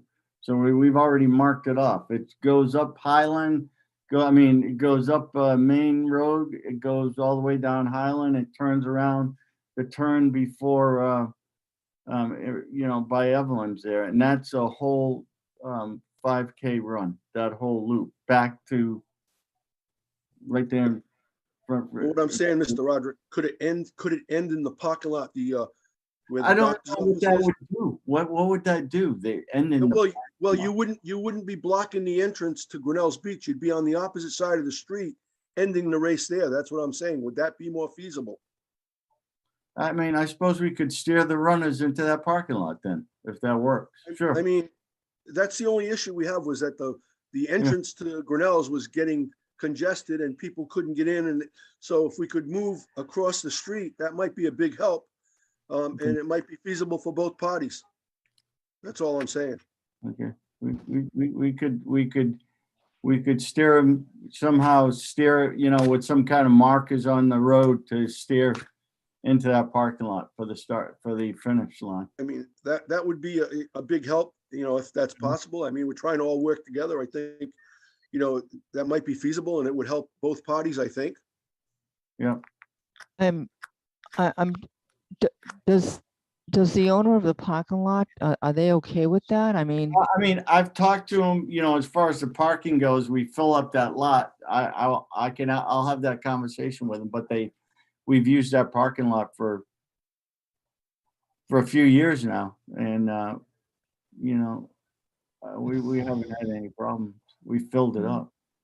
oh, Because they're closed on weekend. oh, okay. Well, But I would have to talk to yeah. them, yeah, I can't answer for a private parking lot. That's the only thing. Mhm. I mean, it seems like we're finding a solution to this, but I guess don't need a last minute problem where someone's calling saying I didn't say they could use it or. Right. But if you could get that straightened out, I don't have a problem with this. Okay. I can talk to them. Thank you. Yeah, Mr. Rogers, that would be a big help. Joe, hang on. Thank you. Bill? Quick question. Is Main Road blocked at 8 o'clock in the morning in that area, Mr. Roderick? Yeah, so they block off, the streets going into Main Road. So as we start the race, it goes north. I guess that's north. It is. Right. We goes north or goes clockwise. And as we go, as the last runner goes past certain streets, right? It's blocked until all the whole bunch passes those streets. So if you started at 8, Yeah. people would be able to access Grinnell's Beach at say 8:30 in the morning? Yeah, if we detoured, as they come around, I'd have to look at it. So which way, we'd have to figure that out with the police, how they we wouldn't block the entrance to Grinnell's, but how they're gonna act as, with cars. That's what, Well, do we? You run north on the main road Yeah. up to Highland. Yeah. Then you cross the road to Highland, run down the length of Highland, Yeah. and down by Evelyn's, you come back, you cross the bridge, you pass the church. Yeah. And then Joe's suggestion was, rather than going to Grinnell's, you cross the road again and you go into the parking lot, which you say you've used in the past for parking. Right. So by the time, so you're going to be clear of Highland by 8:30 in the morning if you started at 8. If we start at 7:30, I would say we'd be clear of Highland. Yeah, So that could be everybody the- will be on Highland running south again. Yeah, everyone, if we started at 7:30, by 8:30, what's the street? That's Fort Barton, right? Fort Barton is the one that goes up the hill? Is that Lot, I Middle, believe. Middle Road or, the one No. that goes from No. the one that goes from Lawton Lawton Avenue. Avenue, Town Hall Lawton down. Avenue. Lawton Avenue, yeah. that Lawton goes all the way Ave, up to the school and to the town hall, right? Lawton Ave, yeah. So if we started the right run at 7:30, they would be clear of Lawton Avenue by 8:30. So that road would conceivably be open to come down that and go into the beach. Mhm. Alright. So So we what- could, that could well, be the you know, we could, and I'm thinking now we could as they come around, we could we'd have to get what we could do. I'm trying to visualize this is go into we might do like go into the Red Dory and then go and start veer, funnel them in Yep. by the Red Dory and then into the parking lot or something, so that they would not block Lawton Avenue off. We could do something like that. Okay, that's appreciated. So I'm going to suggest a motion here for folks, unless there's other comments.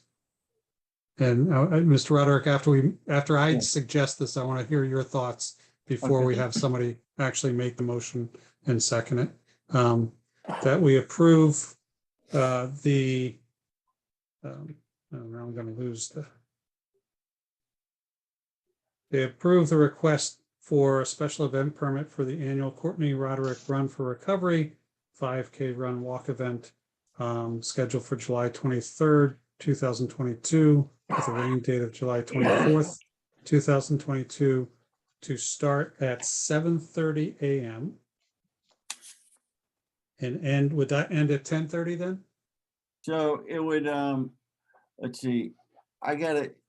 So if we do we get them all back about 9, and then we would have our awards ceremony about 9:30 in that parking lot area. And we would be I would say by 9:45 we would be done. Well, let's say So 10. Let's yeah, say let's 10. 10. 10. All right, 7:30 to 10 a.m. Starting at Grinnell's Beach and ending pending approval of the owner at the Yeah. parking lot to the medical center across the street. Yeah. Pending also all, Michael, what's the language? Meeting all legal requirements, right? Meeting all legal requirements and. So does Yeah. that sound feasible to you, Mr. I Roderick? think that's workable. Yep. We're gonna have our first committee meeting April 5th, but I think that's all workable. Yeah. Okay. I'll And make that we motion, Mike. appreciate, we all feel very strongly that, your foundation and this run are very important. So please, I don't want you to think that we were trying to say no to you. It was just trying to figure out, the competing Yeah, interests. So we'll give it a try. We'll give it a try. Michael, I thank have, you. I'll make that a motion, Mike- Michael. Do you have a modification to that, Donna, before I go to Joe? no, for I just one want to thing? say something after we vote. Okay, hang on one second. So Joe made that motion. Do I have a second? I'll Second second it. Okay, I give it to Donna. Thanks. Any further discussion? He just mentioned the Red Dory being possibly involved. Did you want to, is Grinnell's Beach more conducive, or would the Red Dory be a stop be more conducive to your race? So no, what I'm saying is we'll start it like we usually, I mean, basically we're starting it and stopping in the same area. But the way I see it, we'll start it like we always start it. They'll all leave. Okay, at 7:30. By 8:30, and by 8:30, that's an hour. Everyone should have gone past that Lawton and Highland, okay? So that means the Lawton and Highland, access is open to come down there and then go into Grinnell's, people can enter into Grinnell's. And then what we will do, okay, and I'll have to figure this out, but I think it's doable. As they come down, they're coming down by Couchway to do it. Either they go in and go around, they can actually run around the back, or they just go into Red Dory. They go to the right instead of going, blocking off the entrance, right? They go to the right, go in the Red Dory. There's a parking area there, and they keep going to the doctor's place there. And that would get them out of the way, keep them out of the way of Lawton Avenue and Main, and into there. I think it's workable. Thank you. We'll just mark that off, but I think conceptually I think it's workable. So Thank you. without Thank you. keeping the same course, but I think we can meet both each other's needs. Thank you. Each other's needs. So Okay. Donna, did you want to go before or after we vote? After. Okay. Any other discussion? Okay, seeing none, I'm going to call for the vote. Deb, Yes. Bill, Yes. Jay, Yeah, with the amendments we made. Joe, Yes. Donna, Yes. and myself a yes. And Donna, you had something you wanted to say? Yes, I looked up this foundation and I just want to read something. I think it's worth listening to. It says what we've achieved. Since 2018, the CRRR Foundation has raised over $25,000 in the fight against opioid addiction. Last year, the third annual Courtney Roderick Run for Recovery went virtual, and still was able to raise over $5,000 on July 24th, 2021. We're looking to make it even bigger and better than last year. Please join us in the fight against opioid addiction through donating or running, walking at the fourth annual Run for Recovery. And there's more information of what they've given to different people, but I just wanted to read that. Thank you, Mr. Roderick, and I'm sorry for your loss. thank you. And that was the fourth. So last year, this past year, the 2021, we actually wrote a check for $12,000 to Starbirth. That was the largest check we wrote. The previous Wow, that's great. year, whatever, was $7,500 to $8,000. Last year was $12,000. So it was very successful. So Yeah, Starbirth does wonderful work. Yes. Joe, you have your hand up? Yeah, I'd like to thank Mr. Roderick for working with us to resolve this issue, and I wish him the best. It is a very worthy cause, and I commend you for it. Thank you. Thank you. So the only thing I hope you come out and just do it with us. I hope you join us. I can't run. I'll walk, but I can't run. You can walk. I'll drive you on the golf cart. Mr. Roderick, I just asked that after you communicate with the owner of that building, just let the administrator know the outcome. Thanks. All right. Thank you very much. Have a Thank good you. night. Good night and a good run. Yep. Thank you, Mr. Roderick. Thank you. Moving on to general business item number 10. Actually, Jay, do you mind if I take Rick next? No, let's get Rick out of here. He's been waiting all night. He has a couple things. Mike, So can you hear me, Mike? This is Rick. I can hear you. Can you hear me? Yeah, I always appreciate the consideration, so thank you all, but I'm gonna be on for a few agenda items in case anybody wants to discuss C, D, and E. So I'm happy to wait for 10A, but thank you. No, let's do Rick's stuff and get him home. Jay's here anyway, so. Yeah, I'm I'll here make it anyway, wait. Rick, come on. Besides, you gotta get up in the morning and sweep salt up. So we're going to item 10B. DPW Director Rogers, discussion and possible vote to approve the following budget transfers. One, $25,000 from account 55406451, snow removal, to account 55406698, sand, gravel, salt. Number two, $5,000 from account 55405101, DPW maintenance workers, to account 55406910, heat. Number three, $300 from account 55405101, DPW maintenance workers, to account 55406935, telephone and television. Item number four, $5,000 from account number 55405101, DPW maintenance workers, to account 55407325, highway signs. Item number five, $500 from account number 55405101, DPW maintenance workers, to account 55306912, electricity and propane. Number six, $5,000 from account number 55405101, DPW maintenance workers, to account 55307611, gas and motor oil. Number seven, $12,610 from account number 55405101, DPW maintenance workers, to account 55006457, rubbish / control service, receptacle control service. Item number eight, $170 from account 55405101, DPW maintenance workers, to account 51306240, uniform.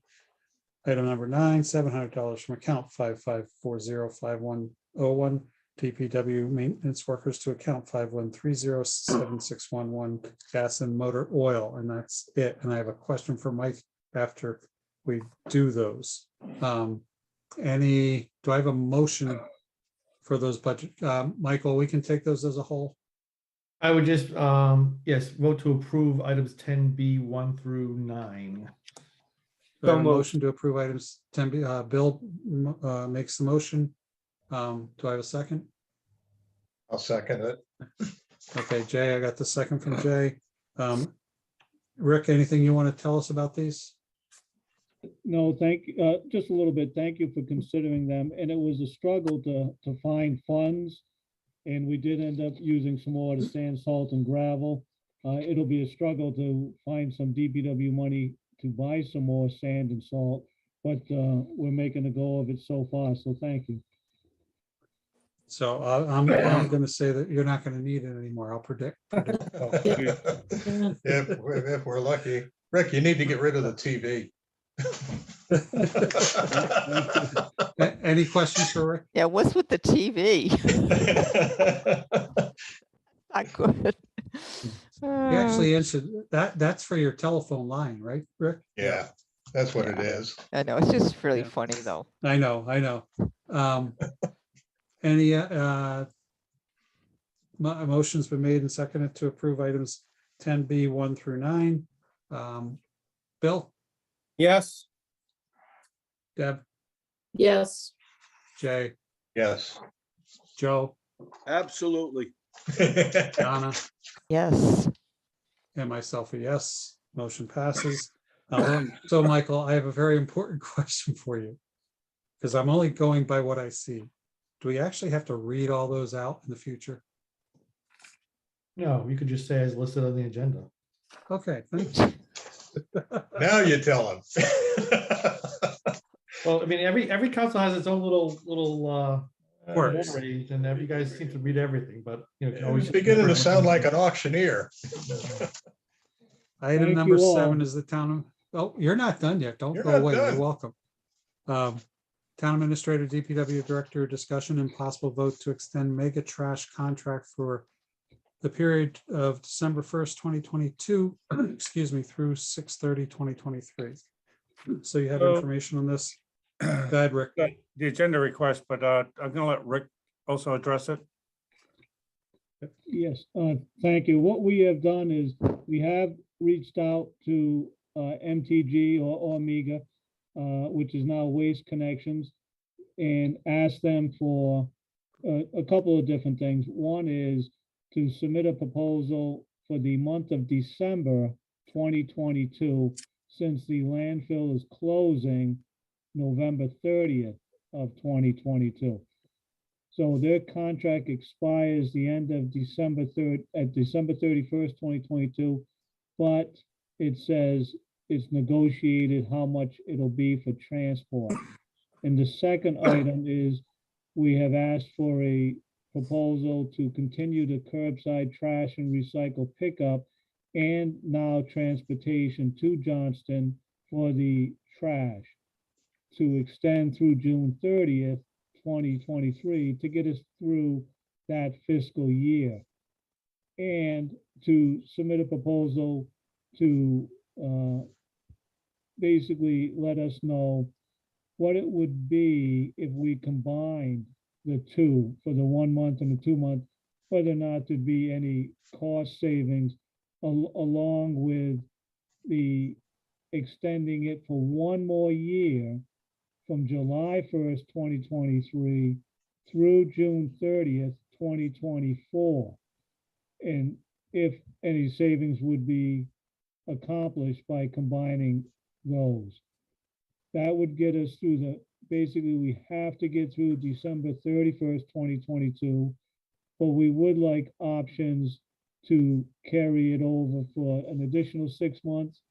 And if the price is right and all the other things line up to for 1 more year. Also, what we've asked them to look ahead to the implementation of automated curbside pickup and to give us a proposal for, the rough cost of the trash and recycle bin purchase, the recycle and bin lease instead of purchase, and a rough comparison of the manual versus the automated pickup, and available bin sizes for the trash and recycle bins, and availability, for instance, of a distinguishable bin design, color, labeling, some such. This is to get the ball rolling, because basically, I may be wrong, but basically inevitably, we are going to at some point go to automated pickup.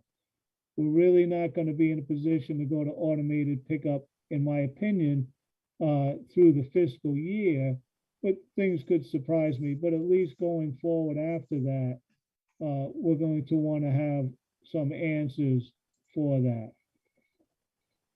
So in a nutshell, number one is ask MEGA for a price for the month that goes between the end of the landfill closing and their end of the contract.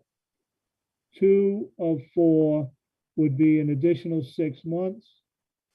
3 of 4 is for fiscal year 24.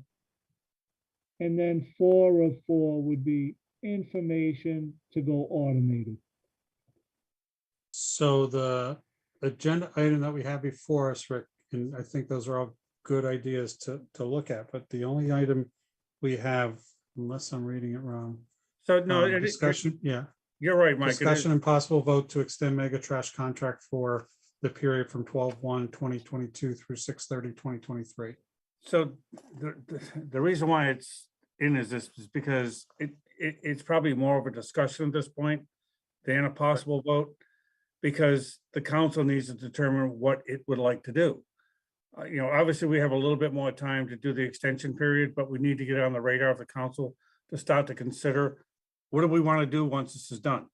Once this landfill is closed, do we really want to just do what we're currently doing? And it goes with the next item agenda as well, which, I won't speak about right now, but, do we really want to, do we want to get to something that's more automated where you're only paying for one guy on the truck? Do we pick up trash once a week? Do we pick up recycling every 2 weeks? Do we go to bigger bins? Do we, those are all discussion points about, Right. We don't know what the town wants to do. So also in conjunction with that is, having the recycling committee take a look at, what options should we be looking at to put out there? So it's really more of a discussion. I didn't know if anybody would have a knee jerk as to, well, let's just deal with the immediacy of when the landfill closes to the end of this fiscal year, at least keep Mega on the contract. But we really, as a group, need to start formulating what it is we want to do as a community. So, Well, Chris, but I'm sorry. So Chris, do we need a special meeting? Because I would have to look at all the options, which, you know, having various other things to deal with instead of just focusing on that for one meeting would be more helpful to me. And also, when I mean all the options, and I remember 2 years ago when Tricia was president, she asked if on the table would be even a trash pickup type of a service like Middletown has. We need to look at everything and then eliminate what we don't like. I'm not disagreeing. I just don't know what it is that you want. So if you can give me the parameters of what you're looking for. So Chris, let me ask you two parts. One is, I'm hearing you say you don't necessarily need a vote on the contract extension issue It's tonight, or do an you? option that might be, get you through the immediacy of what's Okay. coming at us. So that Okay. doesn't have to be done tonight, though. Okay. When would you, if we wanted to do that as part of whatever, when would you need that vote by? I would, Rick, what do you think? By July? Yeah, yes, that would be fine. And as Chris pointed out, that the big thing is, number one is we have to come up with something that allows them to continue their contract, which is through December 31st of this year. But it's going to be a transportation issue for that month of December, since they won't be talking to Tiverton. So yes, if we get everything set, as Chris said, for July, that's fine, but it gets the ball rolling. Okay. And then is there still a landfill committee? Yes. I believe Not there is. landfill, there's recycling. Recycling committee.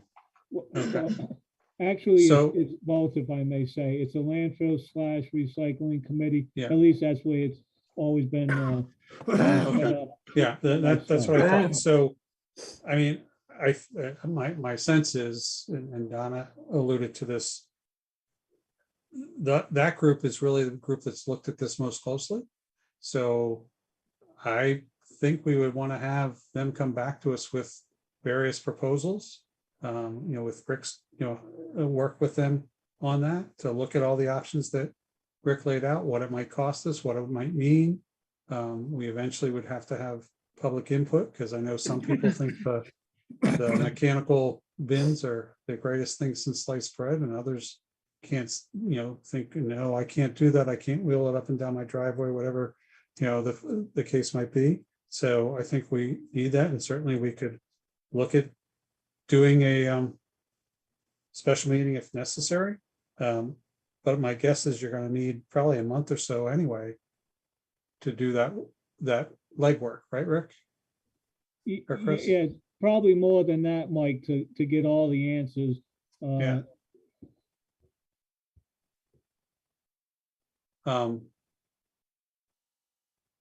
Chris, have we ever thought of, and maybe this is part of what your thinking process is, doing, I always forget what it stands for, a request, an RFI? Yeah, RFI and RFQ. Yeah. So that's a potential that we could probably put out there for the recycling committee to take a look at, because I don't, if we're talking about automation, if that's the goal, that I think that's going to take like a 5-year commitment for somebody to come up with the infrastructure to put that all together for the town, at varying sizes of different bins and what they can actually do and what they can't do. I don't think anybody would do it on a 3-year contract, but we would need to get information from different vendors to do that. Believe me, I'm not trying to steer the contract towards mega.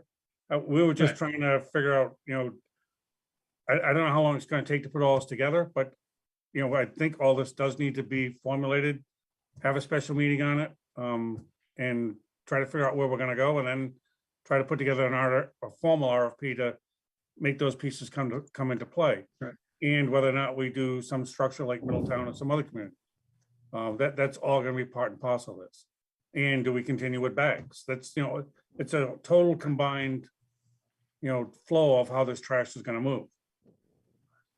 So does anybody have any objections for Chris and Rick to work with that committee to look at all these options, come back to us, consider whether or not to do an RFI, which is a correct request for information. I always forget what the Q stands for RFQ, but they're basically it's qualifications. Thank you. Right. They both basically do the same thing. And gives us a lot more information and tells us who might be interested too. Does anybody have any objections to that? Not at all. No. All right. So Rick and Chris, does that give you enough direction for now? I think it does, and we'll get that recycling landfill committee back together, and if we need to seek more appointments to it, because I'm not sure where that stands as far as appointments go and who's actually active, Okay. but if it needs to, So- I'll go back to the council with that as well. So if we put this agenda item as written plus the additional stuff on our first meeting in June, is that good? Okay. Does that work? Is that a good That time works for frame? me. or- Okay, and if we need to look, and if by then we just need to do something with the contract extension, we can do something and then still wait for whatever else. I think we were just trying to give you a flavor as to where we were, what potential things could not, take place as we're trying to formulate moving this town into the proper methodology of how to get rid of this trash, to the right places. Yeah, that's helpful. It's very helpful. So So then I'm gonna move on. should What's that, 10D Jay? become part of that? Well, I'm gonna move on to 10D. Would you see that as part of that or I something? do. I do, yeah. I Okay. do. So we're just gonna pass on 10D for the same reason, but we'll put that. And so they're gonna look at alternatives. So I don't think we need a vote on that. We just, Okay. it's We just part of wanted that to get it- package deal. Definitely just wanted to get it in front of you. Yeah. And I think everybody has seen, anybody who's on any social media has seen the posts about people with bags. Oh, yeah. People concerned about bags, especially And since we they're went to the. legit- They are legitimate concerns, so. Yeah, yeah. And, I think it's important because, we have heard, I know you've probably gotten many calls, Chris, and Rick probably has too. We have heard what people are saying and we're trying to do something about it, but it won't happen overnight either. No. Okay. So now, On 10E, it's cemetery operations. The cemetery commission is looking to have their maintenance for mowing and maintenance for the cemetery operations put out to bid. That ends at the end of March, I believe. And it will go out formally and we'll get some bids back and come back at the next meetings. okay, All so right. do I have a motion? What would the motion be? Motion would be to Advertise to the authorize the town administrator and the DPW director, or just you, Chris? Just myself, yeah. Yeah. Okay, to advertise an RFP for mowing maintenance and cemetery operations for Pecassid Hill Cemetery. All right, so moved on that. Jay, do I have a second? Yeah, second, question? Okay, go ahead, Joe. Second with Joe. Yeah, Question? yeah, this is about the cemetery mowing, correct? Mowing, Yes. it's the whole contract. Would it's it be mowing- possible in the future to do this in February? Because I was talking to Ron Helga the other night, and he was saying that it makes it hard when we do this in March and in April, because for somebody to come on board, there's a lot they have to be prepared for, and it would be easier if we did this in February. We could, but the contract doesn't end till the end of March, so it's, Well, we can make it so that it has new contract dates going forward. okay, yeah, that's what you mean. Going forward, could we do that? Is that possible? Sure. Just looking, okay, thank you. I have a motion and a second. Any other discussion? Seeing none. Bill, Yes. Deb, Yes, Jay, Yes. Joe, Yes, Donna, Yes, and I'm a yes. Moving on to F, I think that's the last thing that we need. As we're Rick going here through as we're going through the link, no, I don't actually need Rick for this. So. Oh, okay. He can stay, but so as I'm going through we had some discussions earlier on about the possibility of funding some of the delta through the infrastructure bank. In order for me to even go through the application process, they require authorization to proceed from the town council to give me permission to move forward, just to apply. they'll also need a solicitor's letter later on. That doesn't make it as a commitment to actual borrowing. But some of this borrowing would provide, under some of the new opera monies that they have available, some forgiveness of debt as it relates to these projects for clean water matters. And it would behoove us to, at least in my opinion, if we can get some money and get it for free because it gets debt forgiven, that we should at least try to explore what's available. But I'm precluded from even applying from it because I don't have an authorization letter yet. Okay. So you don't need, it's not a vote on any allocation of funds. It's just a vote Nope. authorizing you to Just to let apply. them look into it. Correct. Okay. Do I have a motion to, so the motion, if you want, would be to authorize the town administrator to proceed with an application to the Rhode Island Infrastructure Bank in formulating a backfill for shortage in the landfill closure. So So moved. moved. Deb Second, and then Bill. I got Deb, Bill, and Jay. Discussion. Hearing none. Bill, Yes. Deb, Yes. Jay, yes, yes. Joe, Yes, yes. and Donna, Yes, and myself. Yes. I'm getting Chris's cough. Sorry. So I'm gonna move back now to item 10A, which is Councilor Edwards' request for the Solar Ordinance Advisory Committee extension of the completion date. Jay? Oh, yeah, that's right. Okay, so as everybody knows, we've been working on this like since October. And we finally have a board and, or whatever you want to call it, a committee. And it took us, I think, significantly longer than we thought it would to get the members together. I'm having my first meeting on Wednesday. And at that time, I'll get a consensus among everybody else on that committee on how long they think it'll take. But I arbitrarily, for now, have picked June 13th, 2022. That's our first town council regular meeting in June. okay. Can I make a motion? Donna, hang on one second. Jay, were you done? Yeah, I thought I was going to say something else, but I don't think I need to. And of course, that's a drop dead date. We can always get done sooner. Okay, Donna? Yeah, he does need an extension, so I don't think we have to, go on and on about it. So I'm gonna make a motion for the Solar Ordinance Advisory Committee to have an extended completion date of April 1st. No, June April 13th. to June 13th, 2022. Second. Do I have a second? Second by Bill. Any discussion? Hearing none. Bill, Yes. Deb, Yes. Jay, Yes. Joe, Yes, Donna, Yes. and I'm a yes. Thank you. Thank you, guys. So I hope I can explain this next one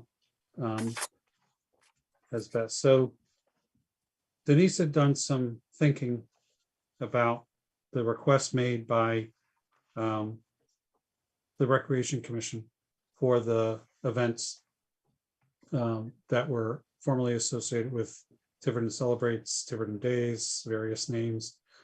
So the parade, the fireworks, maybe a concert on the beach, those types of things. And I know that the Rec Commission is, has some creative ideas with it. We, in our budget, because of trying to address all of our needs, whittled that down tremendously. And I will say that Stu, while he recognizes the challenges, was very disappointed, and partially because he knows, and I know, and Joe knows, and I think everybody knows the amount of time and energy Stu and his committee members put into all of the recreation work, and not unlike all of our committees. And there's a strong desire to try to reconstitute these under the guise of the town. So we have the $100,000 donation for FY22 from Tiverton Power LLC, which they wanted to be used for civic opportunities. We see this as Denise is suggesting that we take 50,000 of that and allocate it to the Recreation Committee. Within that 50,000, they don't have to spend it all, but that's what they'd have to use for the cost of the fireworks, costs related to that, costs related to the parade and the like, which are minimal, I understand. And also they could do a stipend, just like they do with beach coordinator, beach director and rec director, or the summer recreation director. They stipend them. So they could do a stipend for somebody to be that event coordinator for this purpose. I think it's a win for us. It gives that community, sense of communityness. And I think it's probably a win for the power plant because it gets their name out there.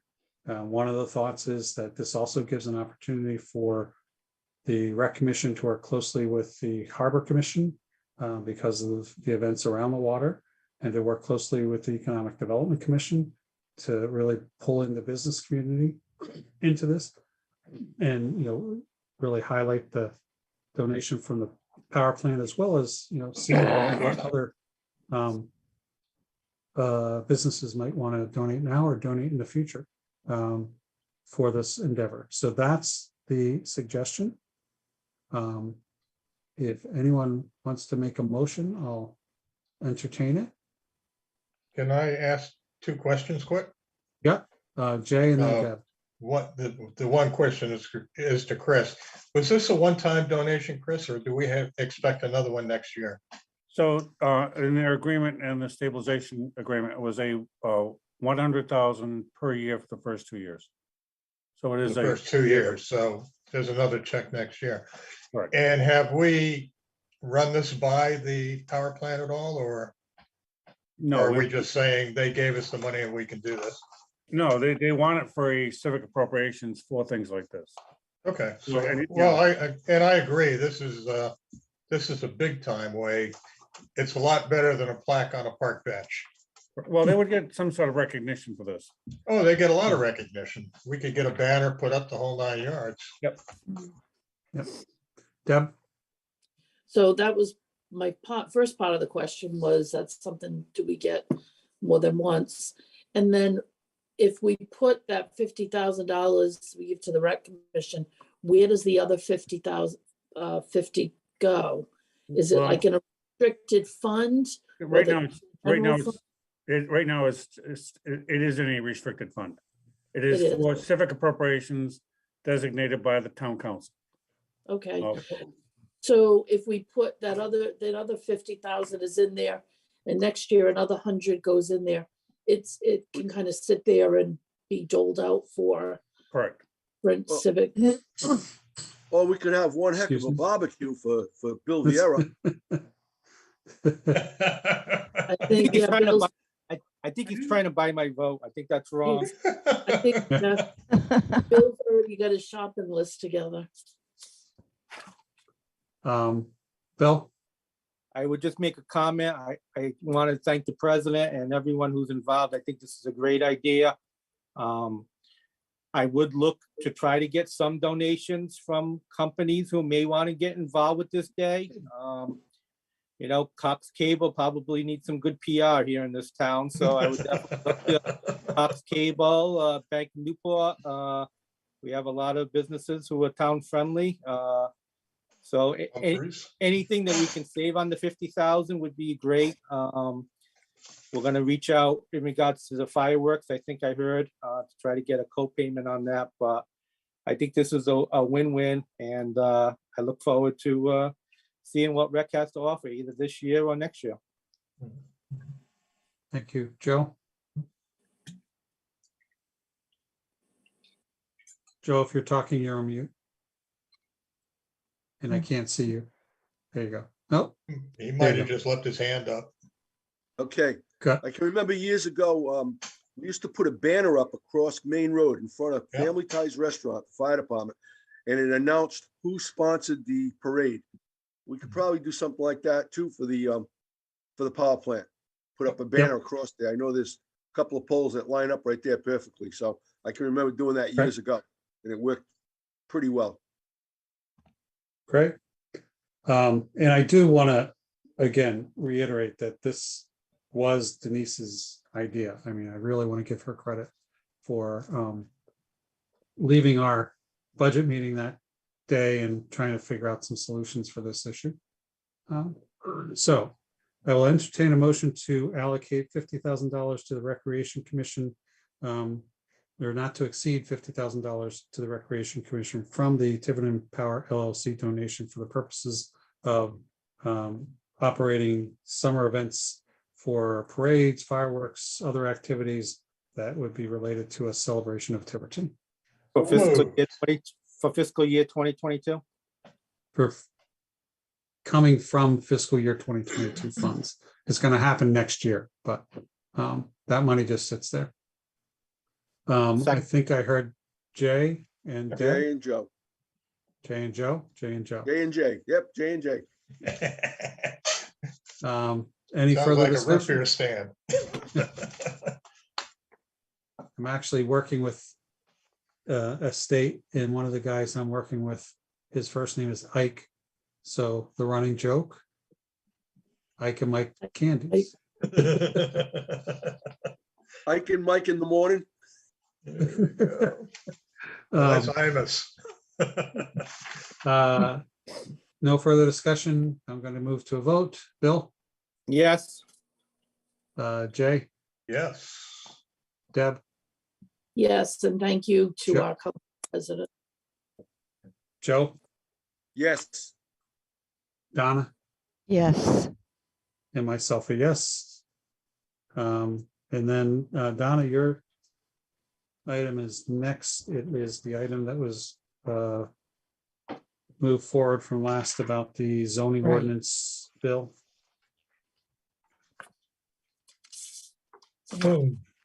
Be my guest, Donna. All right. I was hoping that everyone had a chance to look at what the bill states. The Woonsocket resolution kind of highlights what that big document says. In the meantime, this meeting under resolutions, we also had one from Burrillville that speaks to the Senate Bill 2340 also, and they have their own. So I don't know if you wanted to, however you feel about this, kind of put the two together. I think it's important that we stay in charge of our zoning, that we have say about what's going on in our town. And this bill is going to take that away when you hit a certain amount of citizens in your town. So I guess it's up to the council if they want to have want to go forward, and I could have Michael Solicitor Marcello help to put this together and send it to all the appropriate people, that we want to stay in control of our own zoning. So, thank you. Thank you, Donna. Michael? Mike, are you there? I'm sorry, just trying to get my camera back on. So I'm happy to draft any resolution that you'd like. Donna's correct. This bill would only apply to those communities who are a population of $20,000 residents or more. However, Donna, when you guys were talking about something else, I looked at the agenda. The House bill, Donna, it looks like it was the committee postponed a hearing at the request of the sponsor, and and that was back on 2/16/2022. So I don't really know how much. I don't really know. I don't think this bill has much legs based upon that. So, but I just wanted to let you know that. I think I did see that it was, but I want to, as a seems to be a terrible habit, so to speak, that they put it aside and then they resurrect it. And I just want people to know that it's not okay. Yeah, that's Don't fine. I mean, resurrect it. That's Yeah. fine. That's fine. I just want to let you know that doesn't, right now, it doesn't look like it has much legs, so. Well, it should never come back. You know, the 2014 and 2015, they had Roadmap Rhode Island, and a lot of this was in that. And there was so much opposition to it that they shelved it, so they said. And now look, they bring it back piece by piece. It's like the resurrection of hell. You know, I just, no. They need to know it's not okay. Others? Yeah, go ahead, Bill. Take yourself So off. question for the solicitor. So this wouldn't affect us. Even if we did voice our opinion, this resolution wouldn't affect us because we don't have 20,000. As the bill is currently drafted, it would not. So just so to give you some background, I don't want to get too far into the weeds here, but I think this bill is pretty much a carbon copy of what happened in San Francisco. San Francisco basically banned single-family homes in that by zoning because of the severe housing shortage they have in that community and the high cost of housing. So this was a similar bill. But you're right, it only applies to those communities that have a population of $20,000 or more. But we're not that far away from that point. About 16 and a half or so. But I don't know. And it's another. Hang on, Donna, hang on. Yeah. It's another brick in the wall. I just raised my hand. I shouldn't just speak out. Sorry. Okay. Go ahead. And then I just wanted to say some things. Go ahead, Donna. Yeah. I just think it's important that just because we're not at 20,000, that we wait till the bill's kind of on the shelf right now, but it can be resurrected if they don't hear enough from people that they don't want it. And they're supposed to be working for us, but they seem to be in la la land up there. I'm not know what's going on there with the wanting to be in charge of our zoning, and then giving a date that if you don't do it by a certain date, that they're going to shove it on you that you have to do it. I mean, who do they think they are up there? I mean, so I just think you can't even give them a little door in the opening here, that they need to know we don't want it. Okay, we're not near 20,000, but when we get 20,000 and somehow this bill gets resurrected or someone comes back with it, we're in trouble. Deb, you had something, then I'll go. I was just gonna say, we are not at 20,000, but if this, whatever it does end up getting passed and we hit 20,000, we still have to live under it. So we're not all that far. I mean, it's not gonna happen in the next year or two, but I agree with Donna. I've been saying that a lot tonight. So a couple things that I have. One is there are certainly aspects of this bill that I think should be, must be amended if we were to go forward. I think it's also important for us to recognize the basis for this bill is the extremely challenging situation we are in as a state, and even in Tiverton around affordable housing. And affordable housing includes many people who provide services, whether they're wait staff in restaurants, retail staff, or firefighters. Yes, even firefighters, and especially the entry-level firefighters, entry-level teachers. They can't afford. My neighbor, he's lived in his house for about a year. It was sitting empty for a while. It's basically a small cape like ours. He just sold it for $395,000 on Durfee Road. Okay, so that's a phenomenal price. But just some things. Instead of the 20,000, perhaps if they looked at density, might be one way of looking at. They talk about urban service areas. They don't define that. There is still a level of local control permitted within this for this purpose. But it does remove some of it. The dates are way out of whack. And if they were still to go with population size, I would say that should probably be increased by at least twice as much, so 40,000. And the one piece, Michael, that I am actually more concerned about in the immediate is if you look at the last page of the bill, the Building Code Standards Committee shall establish uniform standards for a municipality to allow alternate approval of construction to conversions of single-family dwellings into no more than 4 residential dwelling units that are no more than 2 stories in height and receive certificates of occupancy prior to January 2022. That piece is more concerning because I don't think that is tied to the limitations earlier in the bill, the 20,000 and what. I think that goes anywhere. So, so if this bill were to go forward, yes, most of it would not affect us immediately.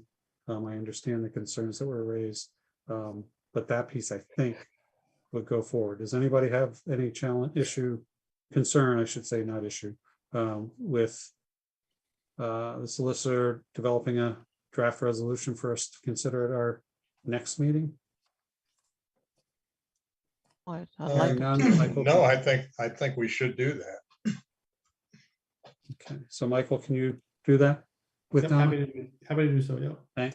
Thank you. Is that satisfactory, Donna? Yes, thank you very much.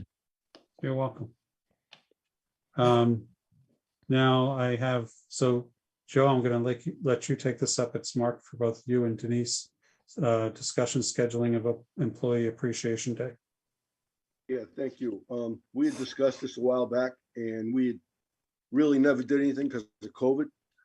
I don't know what Denise's feelings is. I haven't talked to her as of yet, but I was looking to do something in July because I'd like to invite the school department also, and with school being in session up until June, it wouldn't be right to do it while there was school because I think we're going to need the auditorium or the cafeteria or whatever at the high school because we're going to need a big area for, hopefully we'll get a lot of people.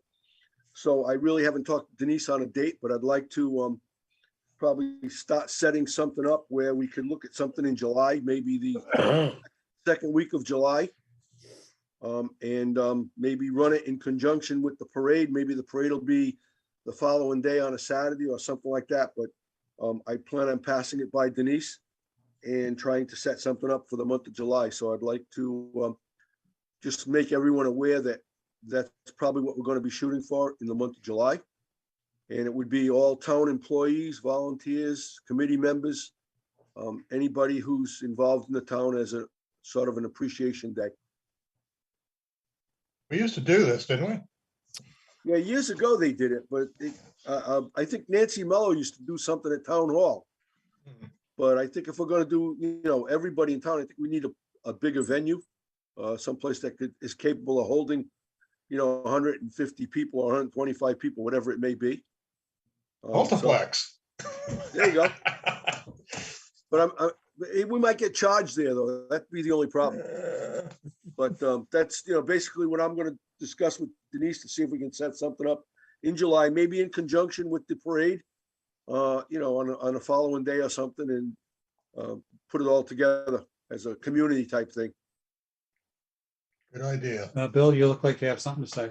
Will there be barbecue there? There could be, depending on where we have it. If it's at Fogland, absolutely. Okay. Sounds great, Joe. I don't hear any objections, so just keep us posted. I will do that. Thank you. Moving on, Councilor Edwards, discussion and possible vote regarding amendments to ordinance section 2-107 casino gaming revenue and setting date for future public hearing continued from 2/28/2022. Well, I didn't put this on the agenda, but I am going to ask that we table it because, quite frankly, I have not discussed this any further than we did the other night. So I'm going to look to Mike. I think Mike Marcello and I and whoever need to get I'd like together to- on this. I'd like to have a call with you and Chris. Wait, 28? When do you want to table it to? Oh, yeah. I will, I guess as a body, we should decide that. I'm not going to do that, but we So can't how have a much call time do we- tomorrow. How much time do we need for advertising for a public hearing? It's a Jeannie question. Yeah, I 7 believe days. yeah, it's 21 days in advance. Oh, 3 weeks, sorry. 21 days in advance. So if 3 we did this the weeks. first meeting, well, we could probably bring it back the last This is- meeting in March, The sunset on this is what, July or June? June 20th? 30th, June June 30th. 30th of this year. All right. Uh, So we have a little bit of time, but we keep putting it But out. not a putting it out. So last meeting in March or first meeting in April? And did we just put a bunch of stuff on the first meeting in April? I forget. I don't think so. Well, nothing earth Yeah, shattering or anything. So what's the council's pleasure? Michael, are you still waiting to be heard or you just waving your hand? No, I'm sorry. No. That's okay.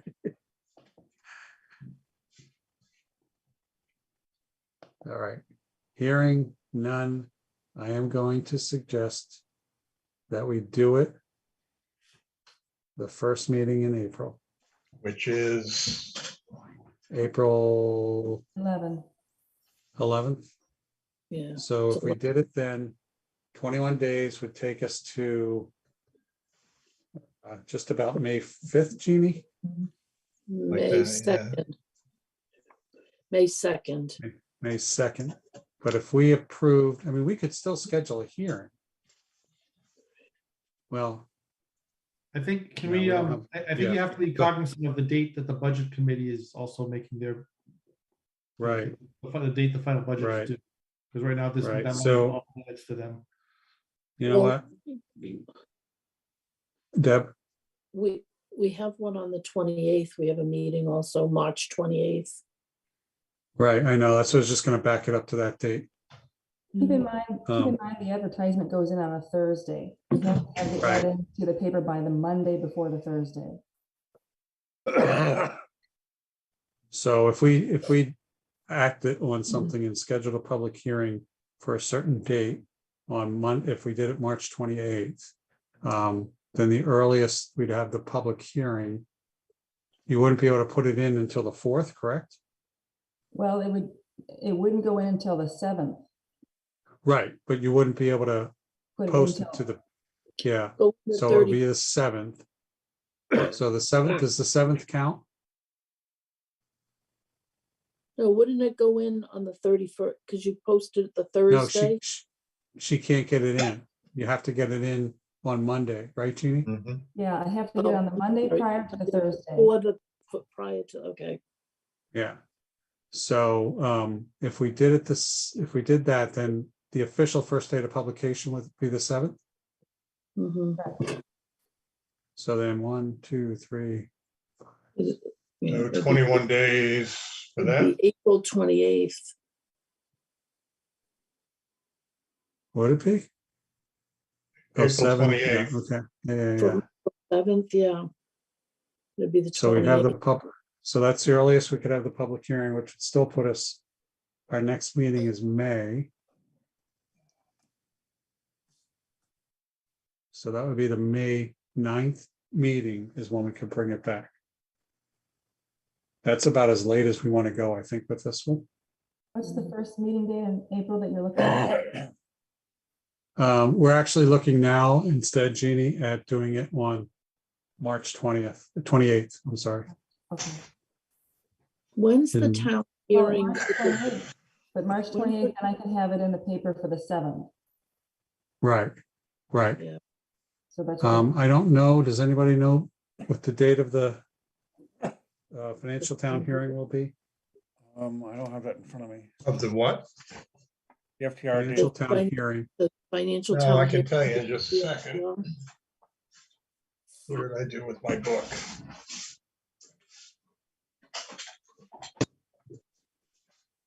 May 21st, May, what is it? May 21st? May 21. That's for the referendum. We're looking for the date of the hearing that has to be pulled. Oh, the hearing. Financial town hearing is By 14. May 7th. May 7th, yeah. May 7th. Right. So we'd be okay. Referendum is because- the 21st. Because, so we'd be advertising for probably, well, the earliest we could advertise is the date of is the 28th. So what if we did this hearing for the casino revenue on the 5th? It would give us April plenty of advertising time. And then we come back on the 9th at our meeting to finalize.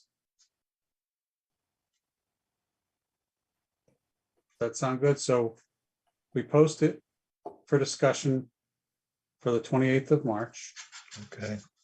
We schedule a hearing to be held on the 5th of May. So that needs to be posted to the paper to be printed on the 7th of April. And then we come back to our May 9th meeting. I mean, we can always do something at that public hearing too. But if we have to, we come back on the May 9th meeting to make a determination. Does that sound reasonable to folks? Your public hearing is May 9th, then. Public hearing would be May 5th. May 5th, and then the following May meeting. 5th, is May 9th. unless we just, well, I'm sorry, I'm making this complicated. Unless we just wanted to do it at our, we couldn't do it at our April 25th meeting, but we could do it we could just have the public hearing on May 9th at our regular meeting. Well, it has to be a regular meeting, right? No. We can have it, right, Michael? We can have a special public hearing, right? No, it doesn't have to be a regular meeting, as long as it's advertised. So the question is, we want to have a special date or we want to do it at a regular meeting? And by the way, we're assuming it's gonna, we're assuming they can come to some kind of consensus, so it's another. Right, I know. If you want to have a public hearing on this particular thing, you better have a pretty light meeting to begin with.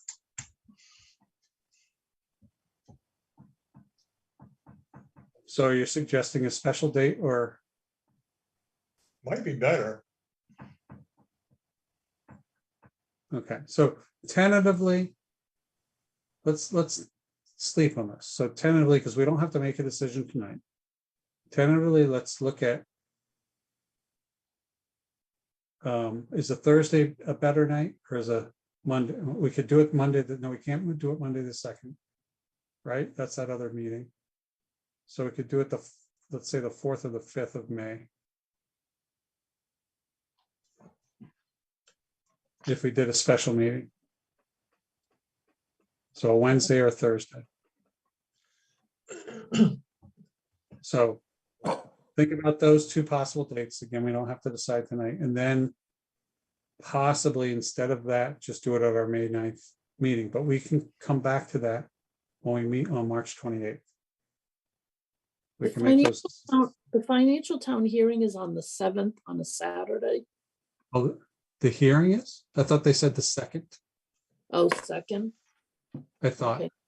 No, I said that according to this, The 2nd. I thought- 22-23, the financial town hearing is on May 7th.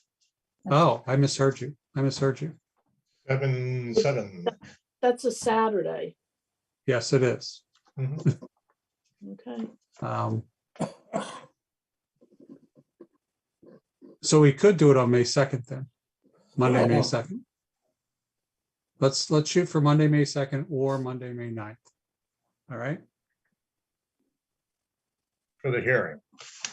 for the hearing, but we'll decide that next week, or not next week, at our next regular meeting. So, Okay. But the important date for me is March 28th. March 28th. Chris, what? so I'm wondering why nothing in April? Because we have to do 21 days. So if we meet on the 28th and we set the date of a public hearing, Jeannie needs 21 days From the for that to 28th, be correct? advertised. No, because she can't get it in until the 4th. Yeah, She can't give it to the paper until the 4th. so she needs like That's why. 25 days from, Because I'm wondering Right. what effect will this have any effect on the budget committee? Of them making, Why? well, would they be able to use? There's that- nothing there for them to use. There's nothing there for them to use. no more than the current ordinance Okay. affects All them. Okay, I don't think.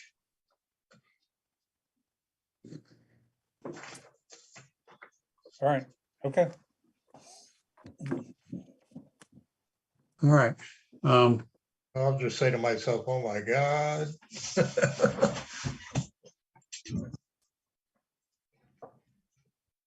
All right. Anything else on that? So now, Michael, we still need the exec session. I believe that the Chris. And Chris? Chris? I can give you an update, yes. Okay.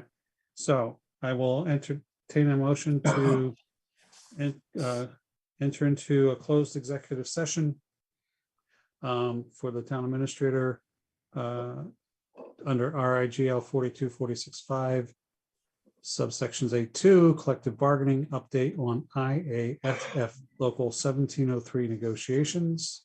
Do I So have such a moved. motion? So Joe? moved. Yep. I got Joe. Who's the second? Second. Bill's the Second. second. And so Bill, Yes, Deb, Yep, yes. Jay, Yes. Joe, Yes. Donna, Yes. I am a yes. Do we need a 5-minute break or not, or what? Yeah, I'd like one. I just All need to right, move let's to do the it. other Yeah, 5 minutes. It's gonna take, something. it's gonna take Chris a few minutes, so let's take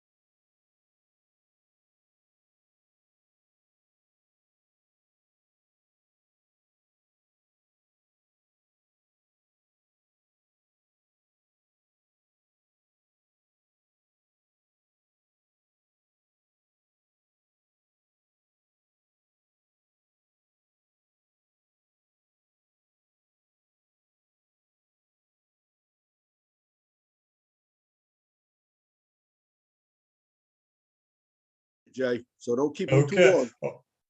Oh, yeah, you're right. Oh, crap. Flat Right, fee, great. flat fee, don't forget that, Joe. That's flat why I fee. get a stipend. Okay, Okay, we're all so set, Steve? Chris. Yep, Okay, So Good you to want a go. motion? You want a motion? wait, to wait, seal the wait, minute? wait. Don't we have to record, Chris? hang on. I think he's recording. Recording in There we progress. Okay, there we go. We got it. Okay. So, in executive session, we had a discussion around collective bargaining. And, Joe, you have a motion? And motion to seal no, the minutes? hold on a second.